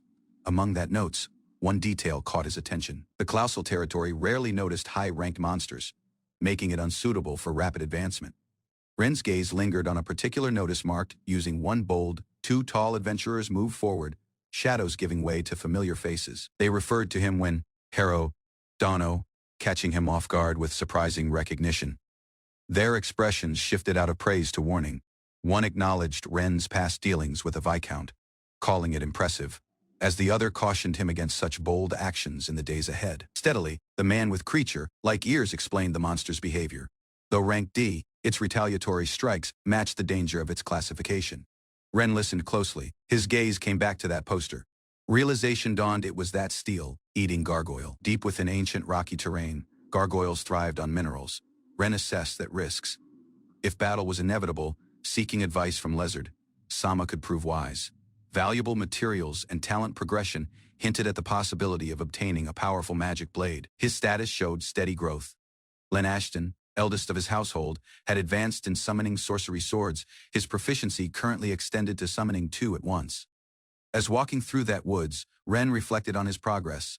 Sudden movement in that bushes caught his attention. A startled rabbit burst out from the grass, gaze wide in alarm as it fled from something deeper inside. That creature that darted past Ren disclosed its name, Mitsume, an aggressive rank rabbit with keen fangs. Lacking delay, Ren summoned his iron magic blade. Holding it steady, he positioned himself as the rabbit charged. He followed using the wooden magic blade. Nature's force responded, knocking the rabbit back using ease. Thick vines wrapped tightly about the subdued animal. Observing that effects, Ren concluded the sorcery sword's utility was highly efficient. Afterward, while resting, he reviewed his status. The wooden sorcery sword had reached its limit. Meanwhile, that iron one had leveled up. As chewing on bread, Ren pondered days-ahead strategies. Unlocking higher levels might require further than just experience. Elsewhere, vines slid silently across the earth. Something massive stirred beneath the surface, hidden yet steadily approaching. In town, astonishment spread when Ren returned using an unusual haul. Also seasoned adventurers were taken aback. Two enormous earthworms, wrapped in magical vines, lay motionless, though their stones were removed. Ren requested they be properly appraised before selling at day's end. He tallied his earnings. 600,000 G in one transaction exceeded expectations. Remembering Weiss, Sama's comments about daily wages, he realized just how much he had surpassed the norm. Ren strode through that lively town streets and entered one familiar tailor's shop. 1 month later, Lycia remained stunned by his news. The word moving caught her off guard, and she immediately demanded one explanation. Ren, carrying one wooden box, softly acknowledged he had relied too much on her generosity. He clarified his loyalty as a member of the Ashton household, serving Lycia. Sama was his duty, and his next task lay in the elderly mansion. Since staying in that guest room forever wasn't suitable, Ren received approval from Lizard Sama to manage the elderly estate and planned to reside there when well. Within the grand hall, Lycia reacted with frustration. She had assumed Ren would return to that village. Unaware of his genuine plans, he apologized for not telling her sooner. Shortly following, a maid reached with a delivery for Ren. That store's emblem caught Lycia's eye, prompting her to ask about its origin. Ren verified it was indeed from that shop. Gently, he opened that box while Lycia watched quietly, curious plus cautious. Within lay a neatly folded shirt using a calm tone.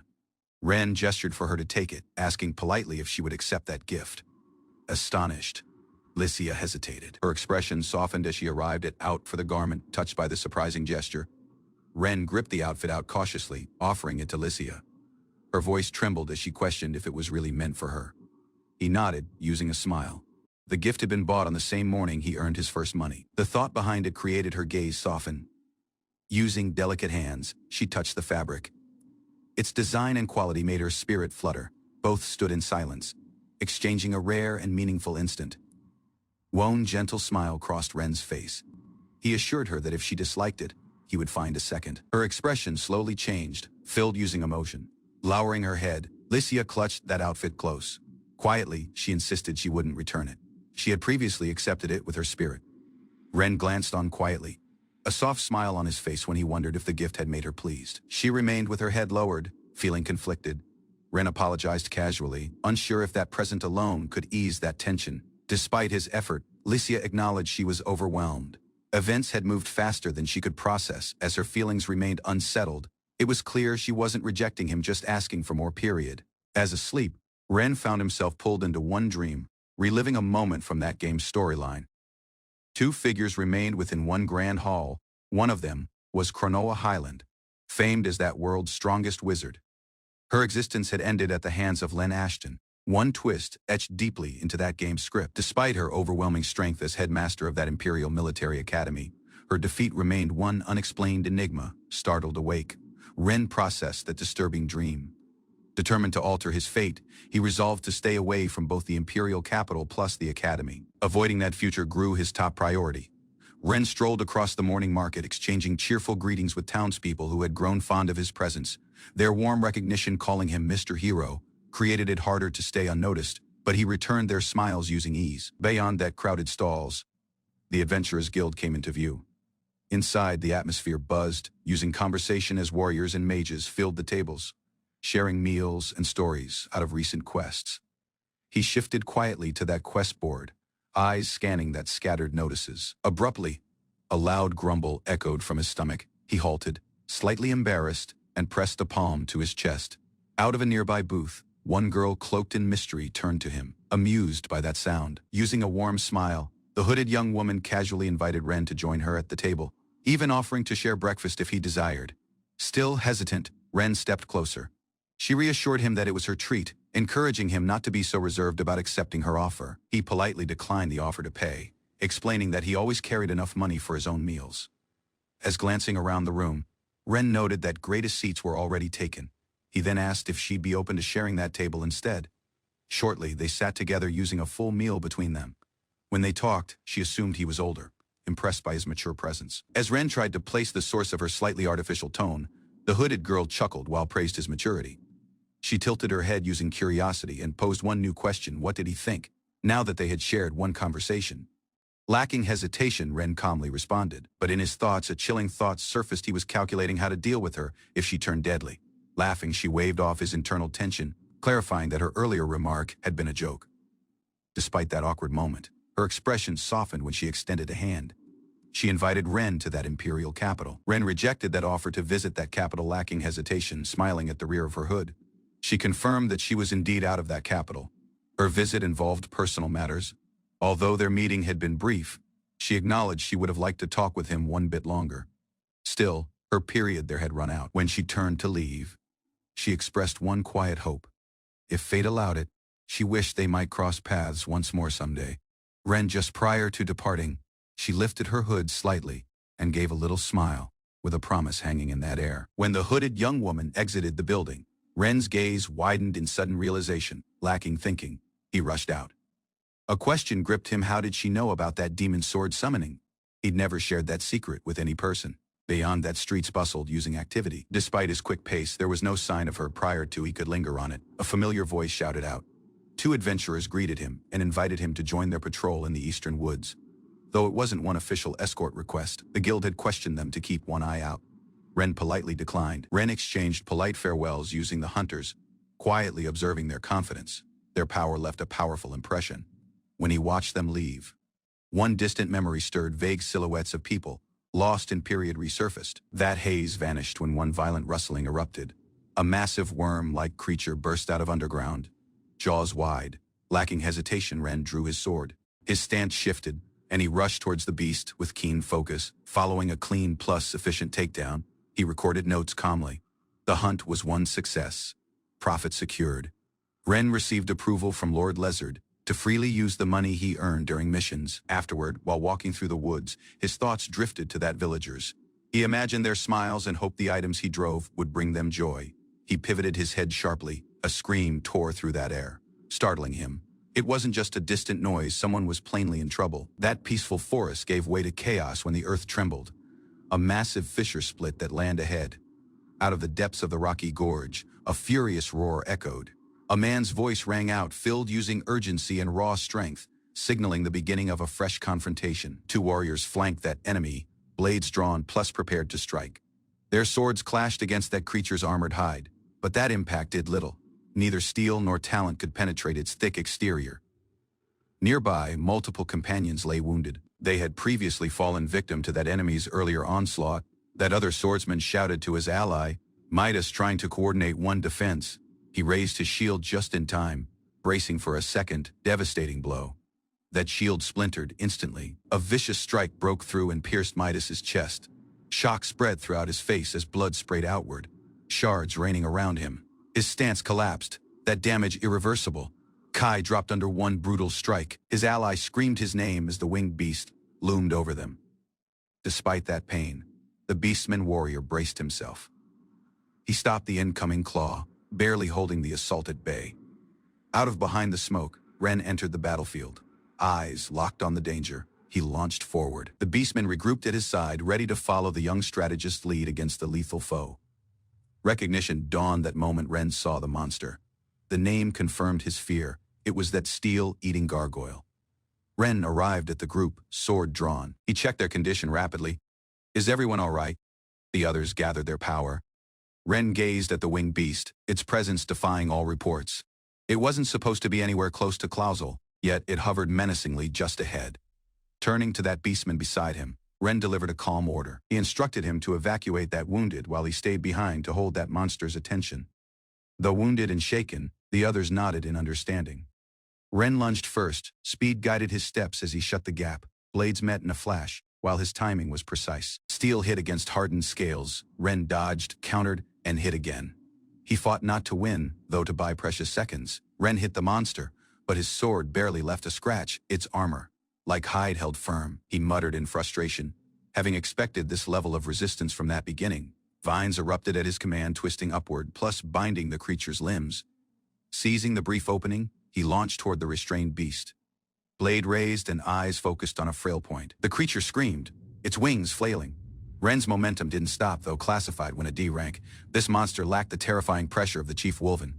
Ren observed that difference immediately. Using a firm stance, Ren delivered another blow. Steel clashed once more, this time with precision plus force.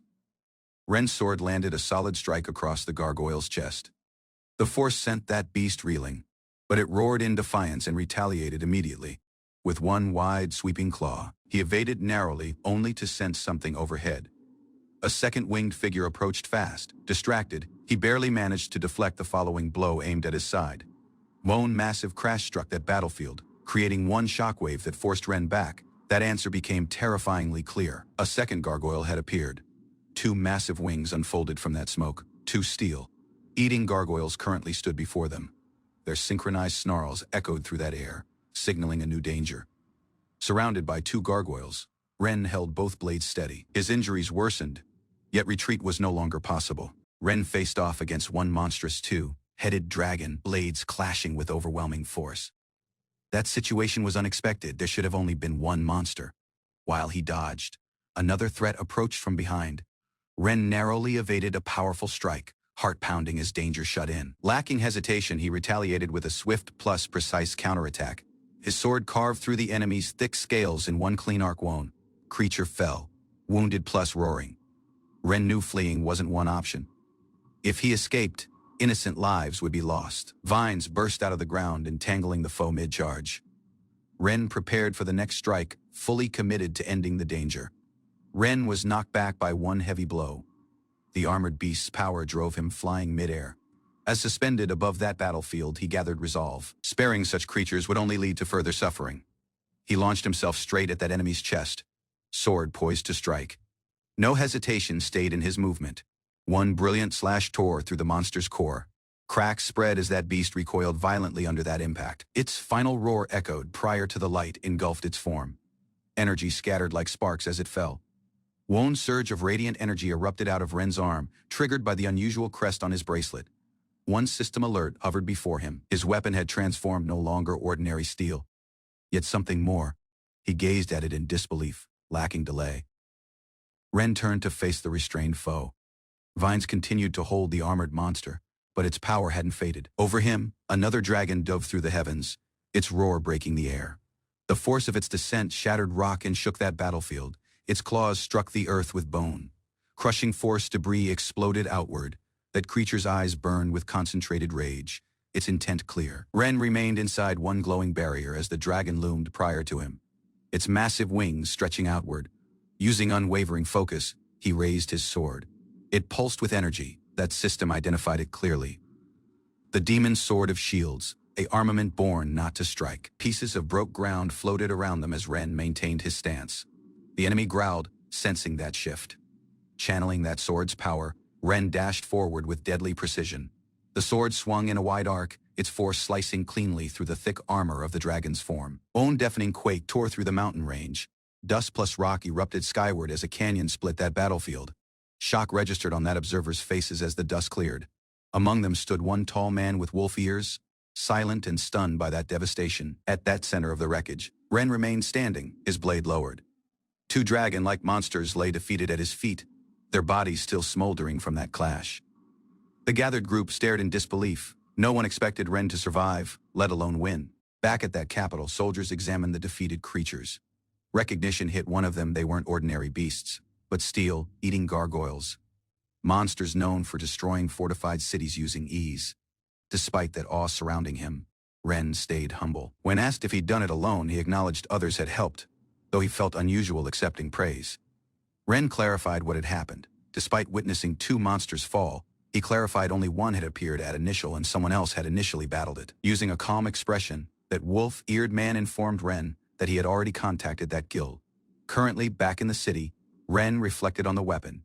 The demon blade of shields consumed a large amount of magic, but had proven simple to control plus surprisingly efficient. When Ren reviewed his status window, he spotted how much experience that steel-eating gargoyles provided. Proficiency using the new sword had also increased. He started to suspect that demon swords tied to specific magic stones only advanced when fed stones of the identical kind. Ren clenched his fist tightly. That sensation of strength pulsed across his hand, an unfamiliar yet reassuring feeling. He reflected on his recent conflict, though unsure. He couldn't help yet wonder if he had grown stronger. Turning about, he was met with concerned faces. Lycia and the others had spotted his injuries. Ren's gaze widened as he softly uttered her name. Despite the pain, her presence seemed to ease the weight he bore after the conflict. Afterward that evening, he sat silently beside Lycia as she examined his wounds. They weren't deep, she assured him. Yet he would need rest. Ren rested quietly, his expression unreadable. He hesitated prior to speaking, admitting he thought Lycia would be furious at him for acting on his own, instead of scolding him. Lycia answered with warmth. She reminded him that numerous lives had been rescued thanks to his courage. Also with her praise, Ren remained humble. He explained that that decision to fight had been entirely his own and that regardless of the outcome, he bore full responsibility for it. Lycia softly acknowledged the reality behind his remarks. Though she had been concerned for his safety, that atmosphere softened. Sitting beside him, she merely tended to his hand in silence. No anger lingered, only peaceful understanding. Lycia smiled warmly, her tone soft but sincere.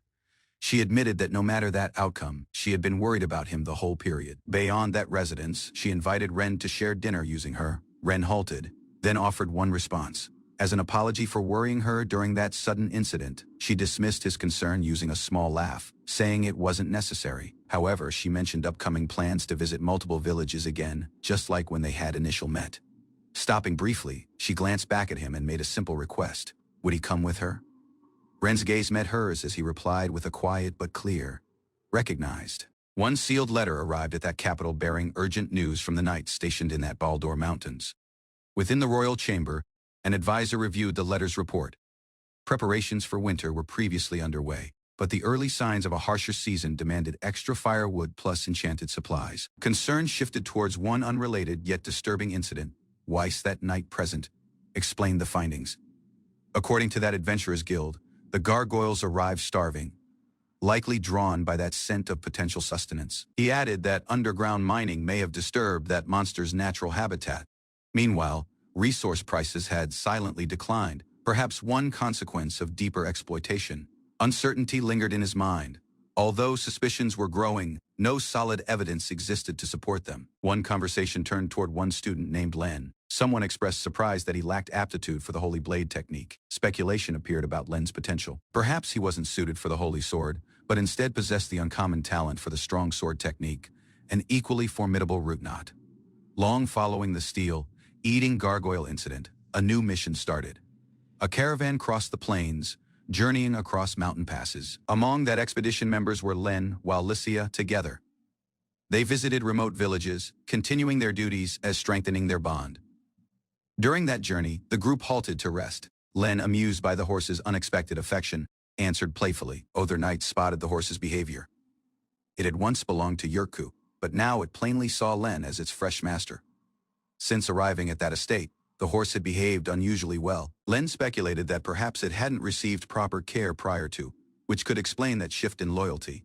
Lycia showed curiosity about that horse's size.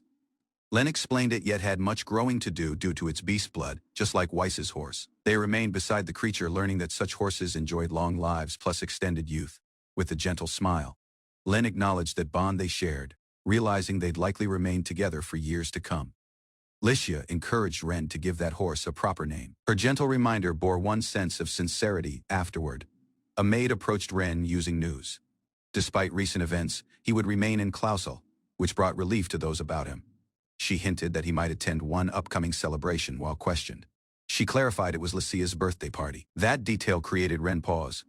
He recalled her birthday falling during that summer, meaning the event would be held following month. Thoughts shifted to preparation. He expressed gratitude plus promised to find a suitable gift once they came back. Silently, he knew the present had to be thoughtful plus meaningful. Their caravan arrived at a quiet village nestled in that valley. Locals greeted them warmly, grateful for the uncommon visit. Lacking hesitation, Ren joined the knights in unloading supplies.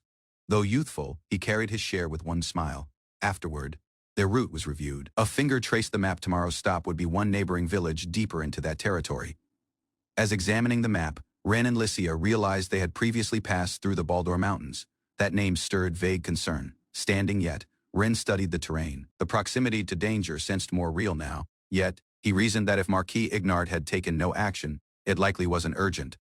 Though once housed to only weak monsters, the Baldur Mountains became a peril zone tied to dark history. In the legend, Marquis Ignard had attempted to destroy the Leomel Empire, using those very mountains when his tool. To carry out his plan, he relied on one powerful artifact, one ancient demon stone taken from a monstrous source.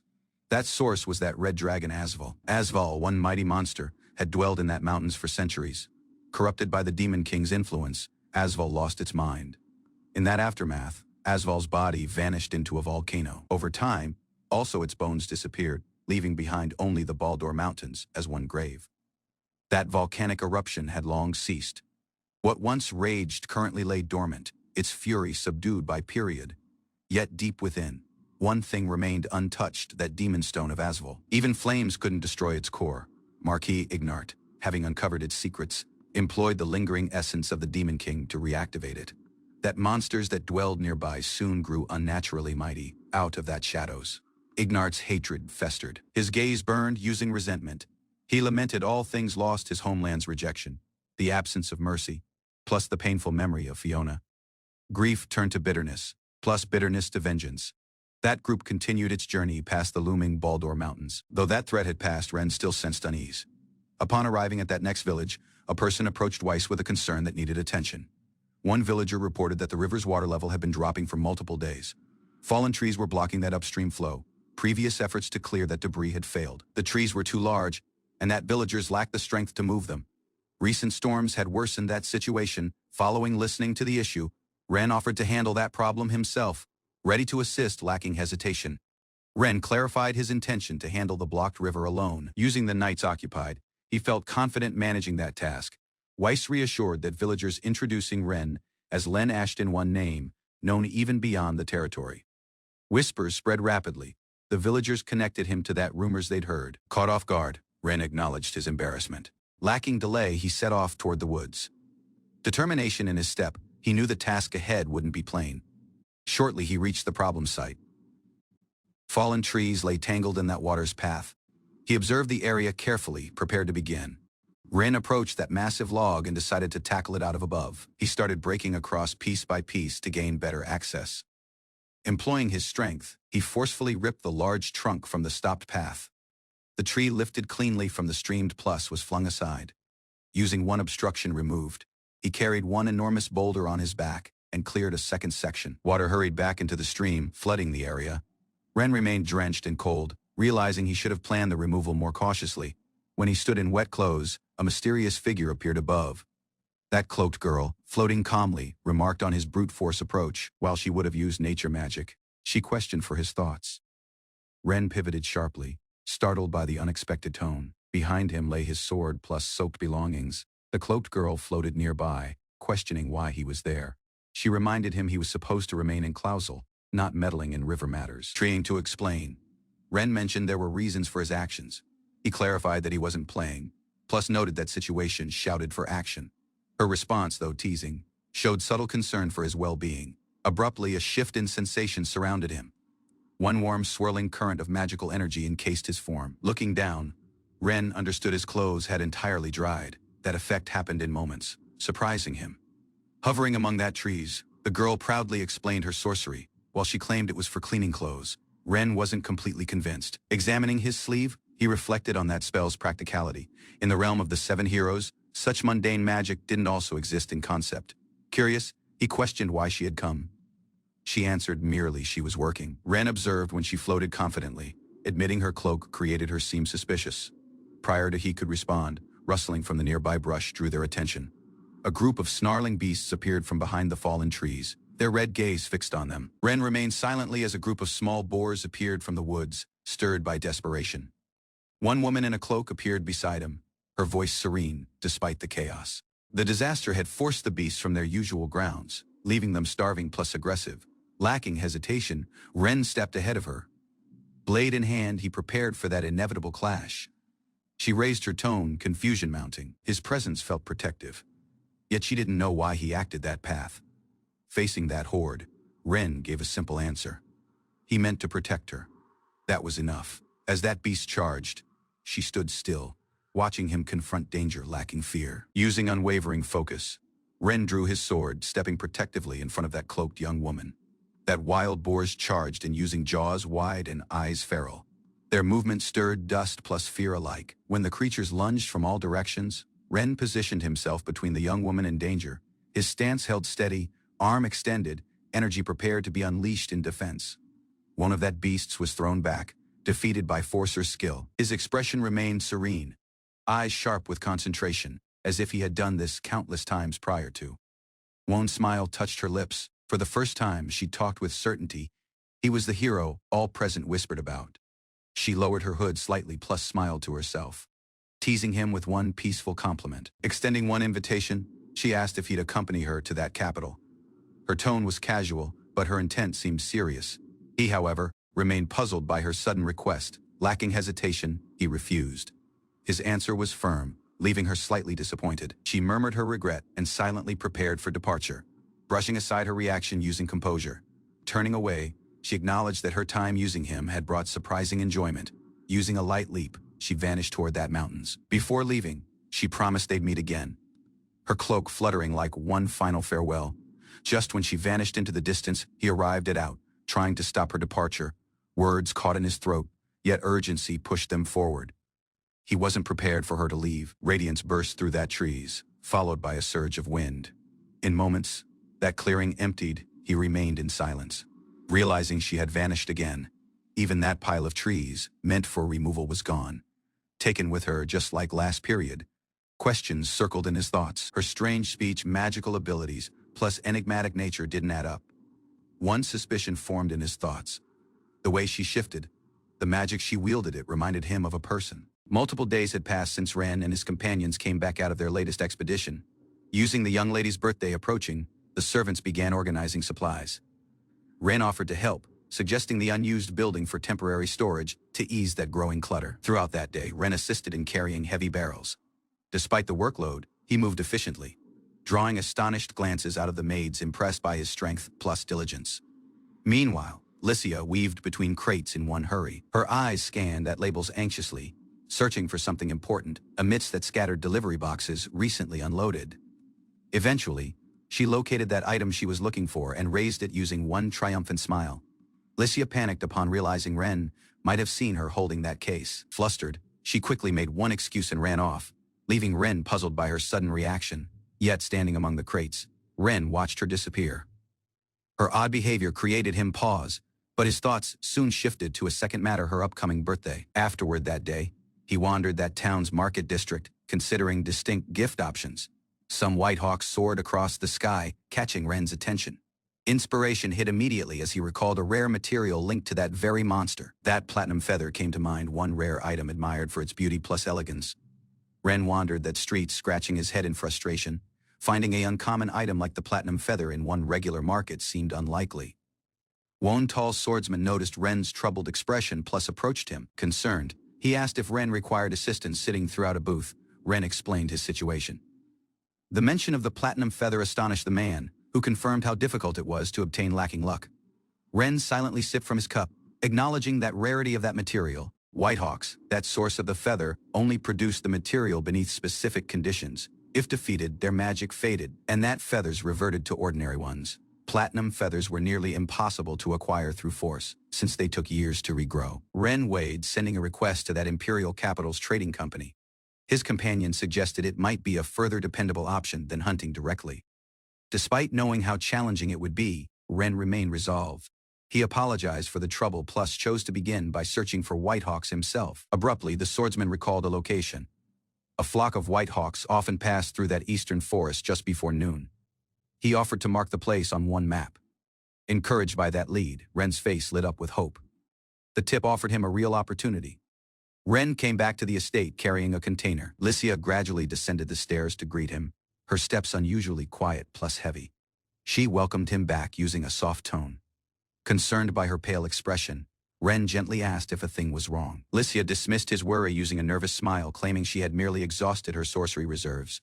That night passed uneventfully under a crescent moon. As morning broke, preparations started. Ren ventured into the forest marked on the map, guided by hope and one drawn route. Trees surrounded him when he studied the paper in hand. According to the directions, this was that area the hawks would pass across. Ren tested his sword's sharpness against one tree, preparing the region. Cracks spread along the bark when he cleared space for his plan. He climbed high plus perched between branches loaded with red fruit. Following assessing the view, he began arranging natural cover to stay concealed. To avoid detection, he applied one special scent masking perfume. Eliminating any human trace would reduce the opportunity of scaring off that white hawks. Earlier advice echoed in his thoughts. The tree bearing red berries was known to attract that hawks. Conveniently, he had found one previously. Although that standard method was to collect naturally shed feathers, Ren decided on one different strategy: observe and act during that bird's peak magical state. If unnoticed, he might succeed. Ren reviewed his plan. Defeating that hawks wasn't necessary, rendering one unconscious lacking. Killing it could preserve that feather's magical quality. High over a flock of white hawks arrived. One bird's keen cry cut through that air, drawing Ren's focus. He stayed hidden, watching that hawks descend around that berry-laden branches. Memories of that game resurfaced. Back then, he had seen hundreds of these creatures, yet merely found one single feather worth keeping. Also, if he succeeded in collecting one now, time remained one threat. The feather would still need refinement prior to it could be presented. That hawks gathered among the branches, pecking at clusters of berries. One particularly large bird consumed fruit calmly, oblivious of the silent observer. Ren monitored their movements closely. One twinge of regret crossed his thoughts. He should have began this sooner. Wings shifted plus feathers rustled. Ren's eyes narrowed when one hawk began to twitch, a single silver feather loosening out of its tail. Further birds circled the area, casting shadows against the canopy. That breeze stirred their feathers, and for an instant, Ren feared they might sense him. Yet unnoticed, he resumed watching. Several hawks stayed focused on feeding, though one had grown sluggish. Among that branches, a single platinum feather drifted down when that hawk trembled slightly.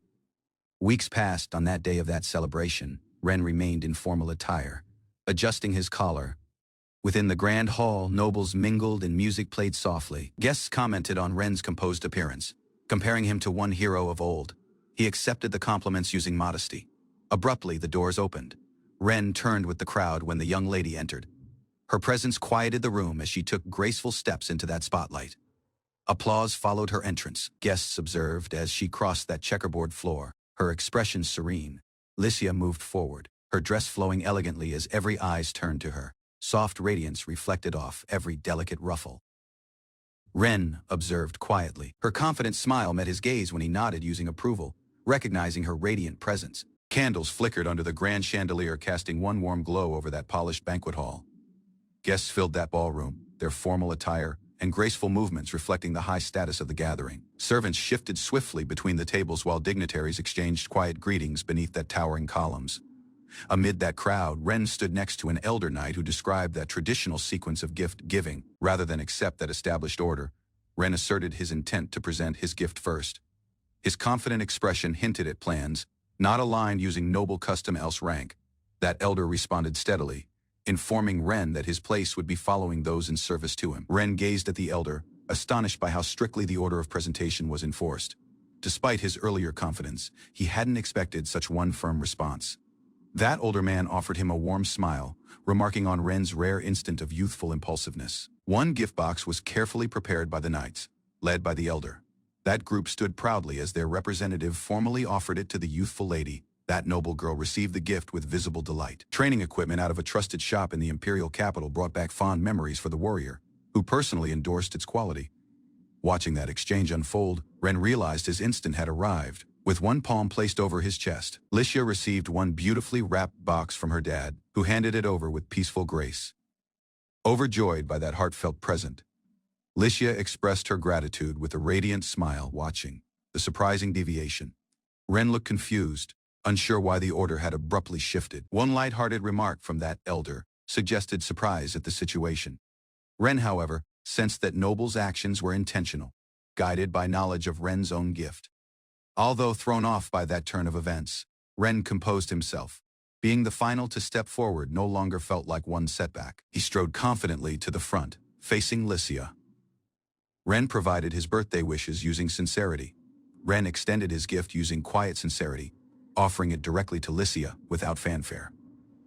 She accepted the slim box softly, her expression softening as she held it in her palms. Instead of opening it immediately, Licia hugged the gift to her chest. One quiet smile formed as she looked toward him. Emotion filled her gaze as she responded with words of reassurance, plus subtle affection.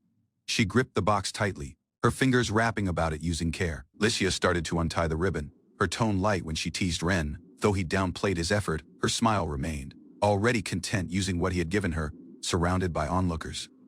Licia unsealed the gift beneath that spotlight. Her expression shifted that moment she saw what lay inside. Surprise widened her gaze as she slowly lifted the item out of its box.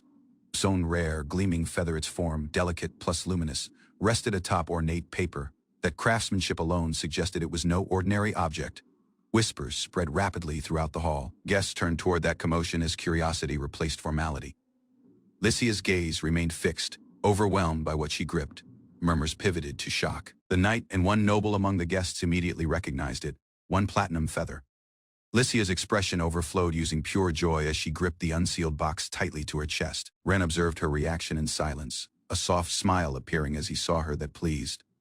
Quiet satisfaction settled in his chest, knowing the gift had reached her spirit.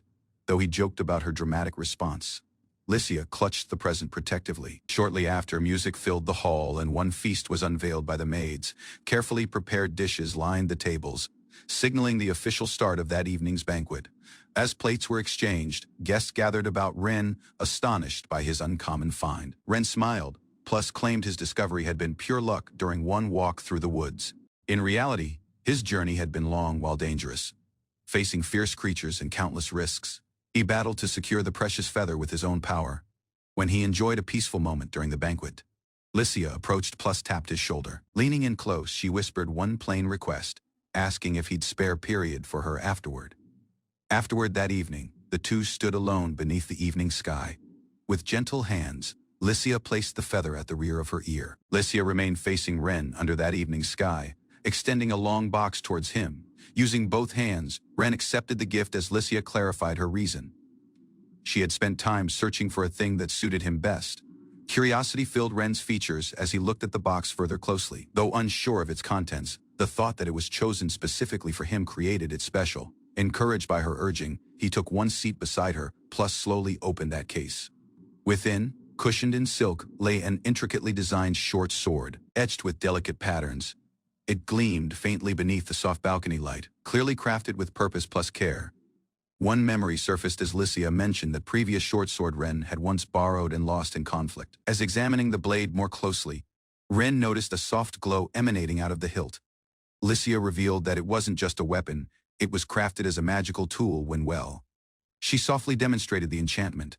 The sword shimmered using holy energy, charged by her own sorcery. Lycia smiled when she explained how she had infused magic inside it, little by little, every morning. Ren remained in quiet awe, realizing the effort behind that gift. Her repeated dedication left him speechless as her words echoed in his thoughts. Moments flashed in Ren's mind, memories of Lycia returning tired each evening, quietly slipping away to rest. Yet holding the weapon, he looked down at its glow. That light wasn't just magical energy, it reflected her steady effort, accumulated over time, lacking asking for thanks. Ren raised that blade, watching the magical light glimmer along its edges. He eventually spoke, expressing gratitude with calm sincerity, acknowledging how truly meaningful the gift had become. His tone stayed soft, though it was her birthday. She had chosen to give a thing precious to him. Lycia lowered her gaze, hiding her features behind one curtain of hair. Her silence held one answer, not yet spoken aloud. Using her face flushed and voice raised, Lycia finally disclosed the truth. She had wanted to celebrate Ren's birthday alongside her own, even if it wasn't that right season. She clarified how final year's opportunity had slipped away. Fingers clenched slightly, she lowered her gaze. A thing in her heart insisted that today had to be that morning, no matter what.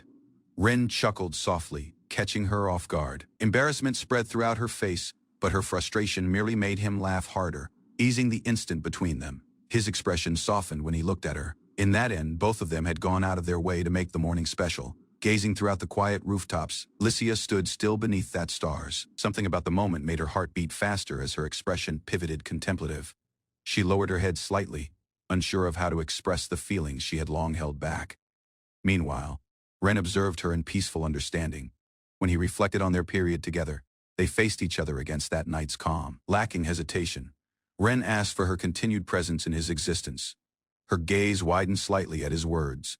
The meaning behind them lingered, gently settling between them like one promise, neither rushed nor forced but felt deeply plus sincerely. He spotted her tear-filled eyes plus was caught off guard by her surprising emotion, puzzled by her quiet remarks. He listened closely as she wiped her gaze in silence.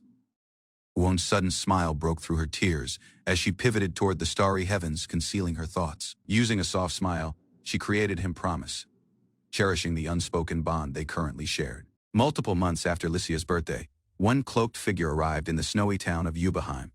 One vigilant guard stepped forward, alert and polite. Without recognizing that visitor, he questioned the arrival's purpose and demanded confirmation of one appointment. Instead of answering directly, that guest reached up to pull back that hood. Long hair cascaded freely, revealing the face under realization. Hit that guard instantly. Embarrassed by his mistake, he apologized using urgency. Using a calm demeanor, the visitor adjusted the pointed hat plus replied. The choice to conceal their identity had been intentional, made not out of shame, yet necessity. That guest ascended the staircase, greeted silently by one elderly butler, who promptly opened that grand door. Within the manor's stately office, Marquis Ulysses Ignart waited behind his desk. His composed expression shifted inside a soft smile upon recognizing the surprising visitor. Lady Cronoa, headmaster of that Imperial Military Academy, stood confidently at the entrance.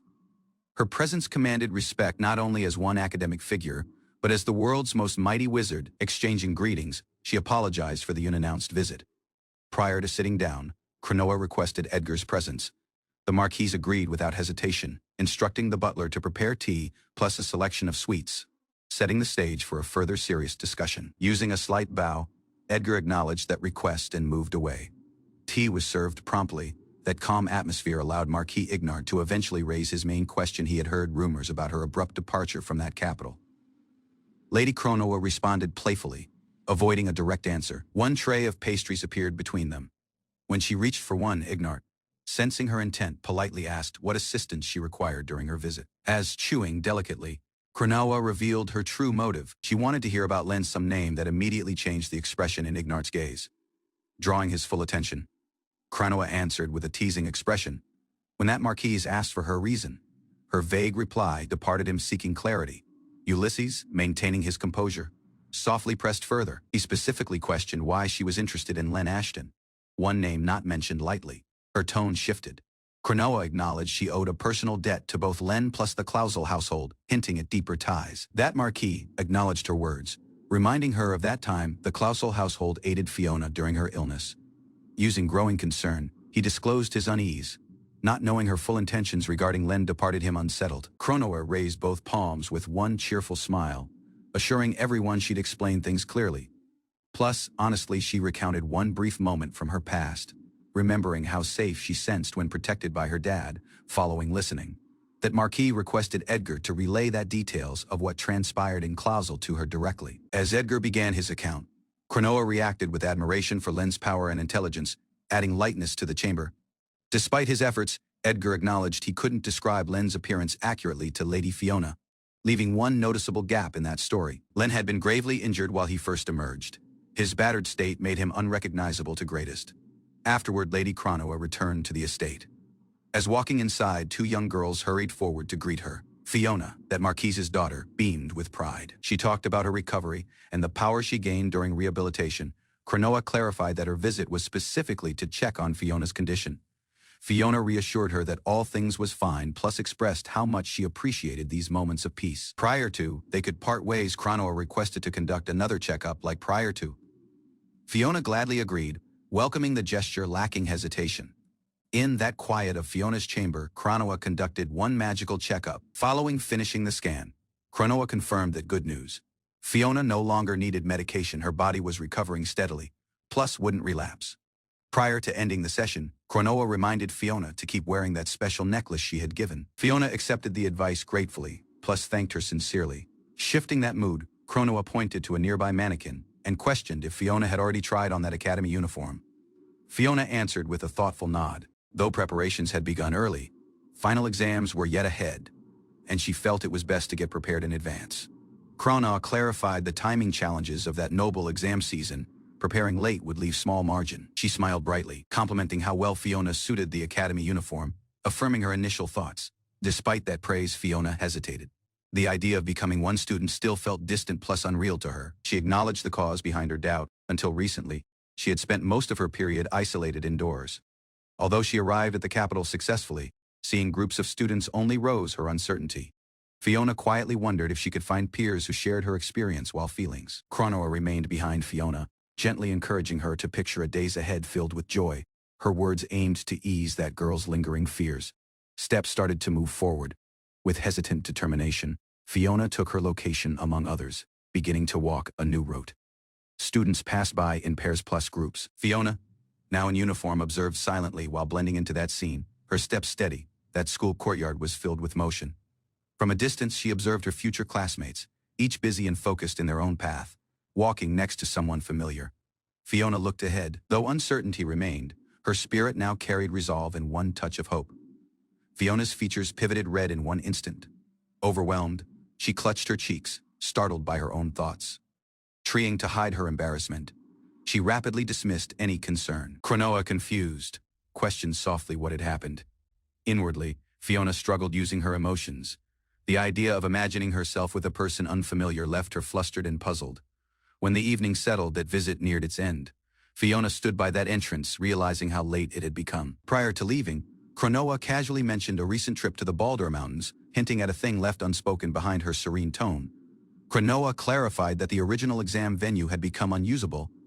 As a outcome, the Baldur Mountains were being considered as one alternative. She had inspected that location but discovered it unsuitable due to steep cliffs, and that extreme cold expected that year. Ulysses reflected on his earlier hesitation. Regret lingered. If he had secured one recommendation letter, Fiona might have evaded that upcoming exams altogether. Cronoa reassured him. Fiona's health had been his priority, and focusing on her recovery was the right decision. While they walked under the trees, Ulysses asked if revealing such information was wise. Cronoa answered casually, stating they were merely discussing rejected locations, not classified details. At the gate, Cronoa shared that she'd be leaving Leomel by year's end. She was thankful she could care for Fiona before departing. Her following destination was the Holy Land. Using visible frustration, she explained she'd be gone for one entire year. That Silver Saint Palace, regarded as the spirit of all temples, was undergoing reconstruction. Cronoa had accepted a role in that process. As she worked on ancient relics, the board of directors would manage that academy. Ulysses noted the international scale of that effort. He encouraged her to embrace that opportunity. Cronoa agreed with one thoughtful smile, acknowledging that perhaps it was period to explore beyond her usual boundaries. At the estate gates, Cronoa shared her plan to leave Leomel by year's end. She expressed relief at having cared for Fiona before her departure. Using a heavy sigh, she revealed her next destination, that Holy Land. The journey would last one entire year. Ulysses listened cautiously. The Silver Saint Palace, central to temple worship, was being rebuilt. Plus, Cronoa had accepted one offer to assist. She clarified that many countries would send others to help. During her absence, the board of directors would hold full authority over that school. Ulysses encouraged her. He noticed this as a rare opportunity for her to step away from her usual burdens and take period for herself. Cronoa checked that time, realizing she had to leave immediately. She couldn't afford to miss that sorcery ship. Prior to departing, she smiled warmly and questioned the man to relay one message of support to Fiona. He nodded, using a gentle smile, watching her leave. At the rear of him, the manor's lights glowed in that evening. Soaring under the moonlit sky, that ornate magic ship carried Cronoa away, her journey to that Holy Land beginning. Snow blanketed that fortified city, its towering castle casting one silent watch over that rooftops below. Within the grand estate, a young lady greeted the guest with calm warmth, acknowledging that delivered letter having just reached. The young man expressed surprise at the urgent summons. He clutched that envelope, curious. A nearby attendant explained the contents. He had been selected to escort a trade caravan beneath Sir Kai's direction. Shortly after, two seasoned warriors entered that room. One bore a confident grin, commenting on that boy's growth. Introductions followed swiftly. That swordsman confirmed his identity as Sir Kai, as his partner, Midas, offered a polite apology for that abruptness. Candles flickered over the table when a hand pressed down on that detailed map between them. Kai clarified that the request came from a noble's favored trading company using official backing. The merchants had sent a messenger directly, hinting at the importance of that journey. Ren listened silently, confirming his task was to escort this messenger. His expression remained unreadable when more details appeared. Kai acknowledged the mission would span one entire month. Despite Ren's hesitation, the responsibility was plainly being handed to him. Silence followed. Ren processed that period involved 1 month away meant potential risks plus deeper entanglement in unknown affairs. One detailed route was traced across the map, showing one path through that treacherous Baldur Mountains. As the early roads were manageable, the mountain interior posed genuine danger. Narrow paths and beast attacks were expected. Rumors of one hidden area within that mountains added weight to the mission. It was said to be guarded by steel, eating gargoyles, and filled using lost treasures. Though hesitant, Ren couldn't deny his curiosity. Concerns surfaced when Ren questioned the timing. Heavy snowfall had previously been forecast. He wondered if the journey was genuinely necessary during winter. Kai acknowledged the risk yet insisted. According to the merchants, that route was unavoidable. That stakes became clearer. If the merchants failed to deliver on time, they'd lose further than money. They'd risk their sanctioned status and the uncommon blacksmithing opportunity. Kai sweetened that offer, mentioning a substantial reward. Ensuring that group's safe return would even earn Ren one bonus. Despite the generous conditions, Ren stayed wordless. Kai pressed further, wondering if the offer yet wasn't enough to convince him. Following a pause, Ren talked calmly. Although the request was crucial, other obligations bound him. Using a mix of disappointment and resignation, Kai collapsed onto the table. Out of the side, Midas gave a knowing look. It was the answer they'd expected every along. Kai accepted that outcome with a hint of disappointment. Even Midas wouldn't be joining that mission. He had hoped for more dependable allies, but reality departed him short-handed. Ren was astonished to learn Midas had previously taken a second job. Splitting up wasn't unusual, especially for seasoned adventurers. Yet, optimistic, Kai planned to contact other acquaintances. 2 weeks stayed before departure, enough period to gather at least one companion. Ren apologized once more for declining. But Kai brushed it off lightly. In return for his help at that guild, Kai provided to buy drinks. Smiling faintly, Ren declined that beer, opting for juice instead. Beyond that walls, snow-covered peaks waited in silence, foreshadowing that peril ahead. Elsewhere, far out of the imperial capital, a fleet of sorcery-powered ships prepared for departure. At the dock, a final exam for that Imperial Military Academy's special class was about to begin. Among that gathered candidates stood a girl using long, dark hair. Determination filled her eyes as she quietly awaited the start of that trial. Within the command center, officers completed inspections that vessel was ready. Every examinees had boarded. Using preparations complete, the commanding officer ordered them to set sail. He requested one readout of their destination, calm but concentrated. When the map loaded, confusion stirred. One officer hesitated. A thing in that coordinate seemed off. That young officer stood her ground, citing confirmations out of both the magic craftsman plus surviving crew. While asked again, she insisted the plan was accurate. Despite that harsh season, experts claimed only this environment could properly test that system. One confidential report was handed over. That exam secrecy had been deliberate, meant to ensure fairness between nobles plus commoners alike. Acknowledging that board's approval, the commander accepted that plan. With no further objections, he ordered the crew to carry out their duties when usual. Engines roared when the airship lifted into the snow-filled heavens. Its course now set, the vessel carried hopeful cadets toward one unknown frozen challenge. Snowflakes drifted earlier life, the high windows, when one girl stood silently, watching that airship depart.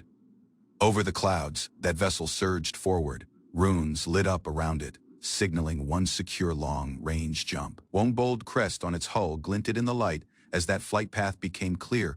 Its target was that Baldur Mountains far ahead. Jagged peaks pierced that sky. Wind roared across that range, a sign that the journey would be anything but serene. Ren's relentless effort caught that attention of those around him beneath the night's guidance. He trained each morning, snow blanketed that rooftops. But Ren didn't hesitate. He cleared paths without complaint. Next returned indoors to serve hot drinks, assisting the maid using practiced care. Afterward, he joined the same girl at one study table. They worked in silence, reviewing books and writing reports, both determined to master their duties when nobles. That maid entered with several scrolls in hand. She presented that reports gathered from the night station throughout nearby villages. Ren examined the documents carefully. Although that villages had enough supplies, snow damage stayed widespread. Reports highlighted growing concerns. Snow proceeded to damage buildings plus obstruct key routes, prompting urgent requests for further nights. Ren, taking that situation seriously, asked if reinforcements would be dispatched immediately. That response confirmed the need for rapid action. Lacking hesitation, Ren volunteered to assist, drawing on childhood experience. He provided to help repair that damaged homes directly. Looking out throughout the devastated landscape, he remembered the expedition he once joined. With determination, he accepted that responsibility handed to him. Preparation shifted quickly. Shortly, Ren was officially selected to participate in that operation. One urgent message arrived at the capital. A smoke signal had been seen rising out of the Baldur Mountains, indicating an emergency near that fortress. Ren, upon hearing that news, immediately asked whether others were in danger. His concern was clear plus instinctive. That older man explained that fortress in the mountains served as one refuge for adventurers. Lacking hesitation, the fellow handed Ren a sealed envelope. It was another nomination, one official call to action. When he read the contents, Ren discovered the request came out of Midas. Though the message resembled the previous one, the urgency in this case felt further personal. Ren connected that details and realized who was in danger. That man in question smiled, unaware of that looming crisis. Snow dropped heavily around the remote fortress. Ren clarified its poor condition and the dire risk if warmth rushed out. Knowing that danger, Ren acknowledged he had advised against this mission earlier. He then revealed that Lezard, one of that trapped adventurers, prior to departing. Lezard had mentioned the request came across a merchant tied to that hero's faction, raising political concerns. Ren apologized for withholding that connection. That man in charge grew tense, failing to act. Now could be seen when deliberate neglect, especially after tensions from that spring. That decision to dispatch knights had already been made. They were scheduled to travel across the villages, eventually passing near that Baldur Mountains. Beyond helping that people and protecting the region, the plan also served to keep the Clausel family out of becoming entangled in political tension. Using resolve, Ren expressed his wish to join the rescue mission heading toward that mountains. His voice carried determination plus purpose. Though hesitant at initial, the fellow acknowledged Ren's help. He admitted his reliance on Ren was growing, even if it was just one minor detour. Looking ahead, Ren stated his genuine motivation. More than duty, he wanted to protect Clausel, the place he currently called home, and the others he cherished.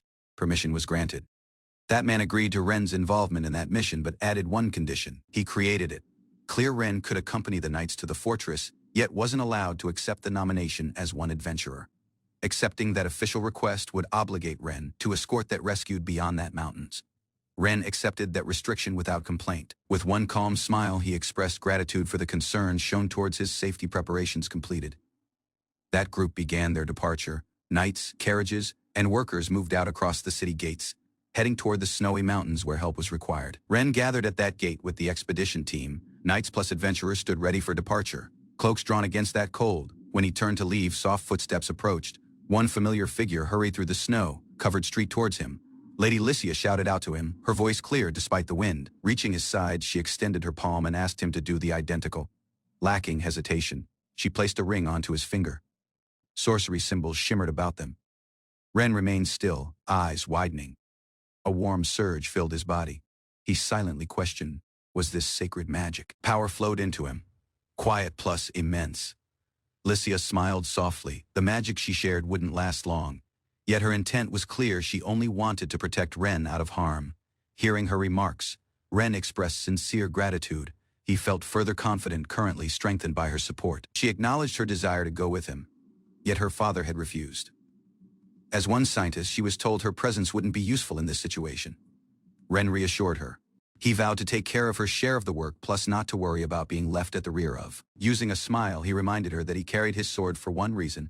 That weapon symbolized his commitment to protect plus fulfill his role no matter what awaited.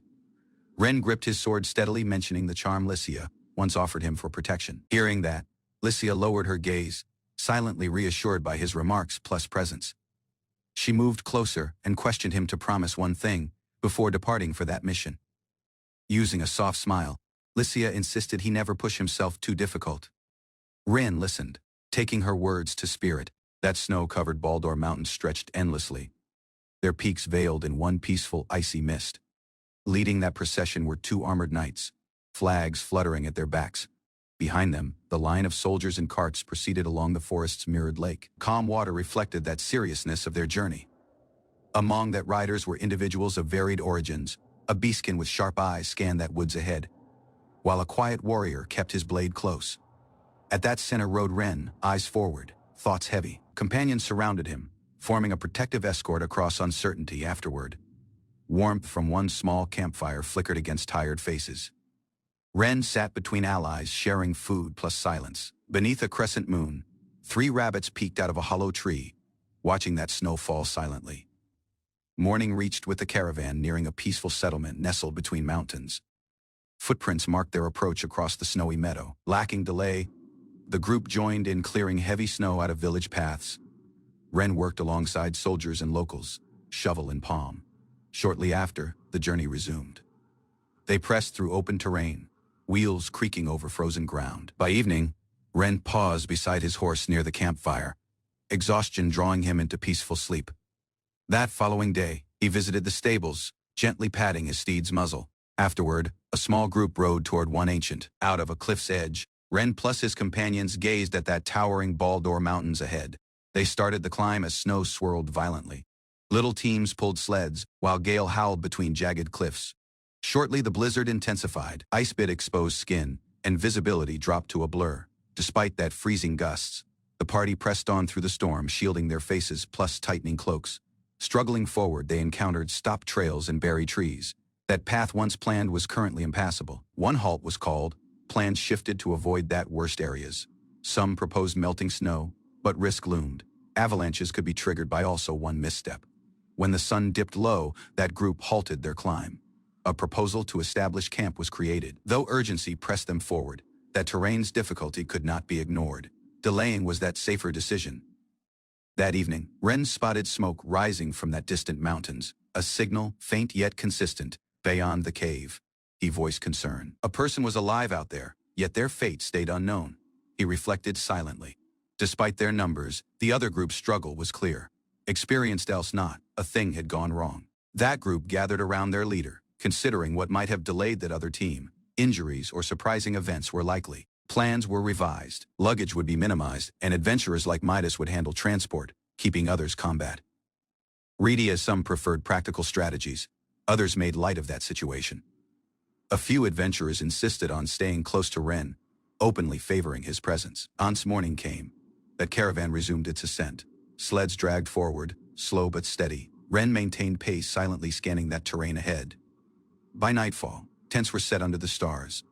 Ren talked briefly with a guard prior to retreating to rest. Climbing one vertical cliff tested the power of every traveler. Ropes strained under the weight of men plus supplies. Afterward, he paused inside a cave, sipping from one cup under a moonlit sky. Meanwhile, others pressed on through rugged terrain beneath frozen branches. When the path continued, heavier loads were redistributed. Ren assisted carry supplies without complaint, matching pace with the armored knights next to him. Their journey led them to one long suspension bridge. Each step throughout creaked underfoot, tension building using every movement. As crossing, someone explained that bridge's origin once a volcanic passage beneath them. Ancient magma had carved that land. Ren previously understood the danger under the canyon. The legend confirmed miasma and lava yet stirred below. Abruptly, sharp movement in the sky caught their attention. One of that scouts raised a hand, halting that march. Weapons were drawn when the group tensed. From the front lines, a person recognized the danger. It wasn't natural. Monsters swarmed that skies above a distant fortress. That stronghold they aimed for was now under siege, its defenses previously compromised.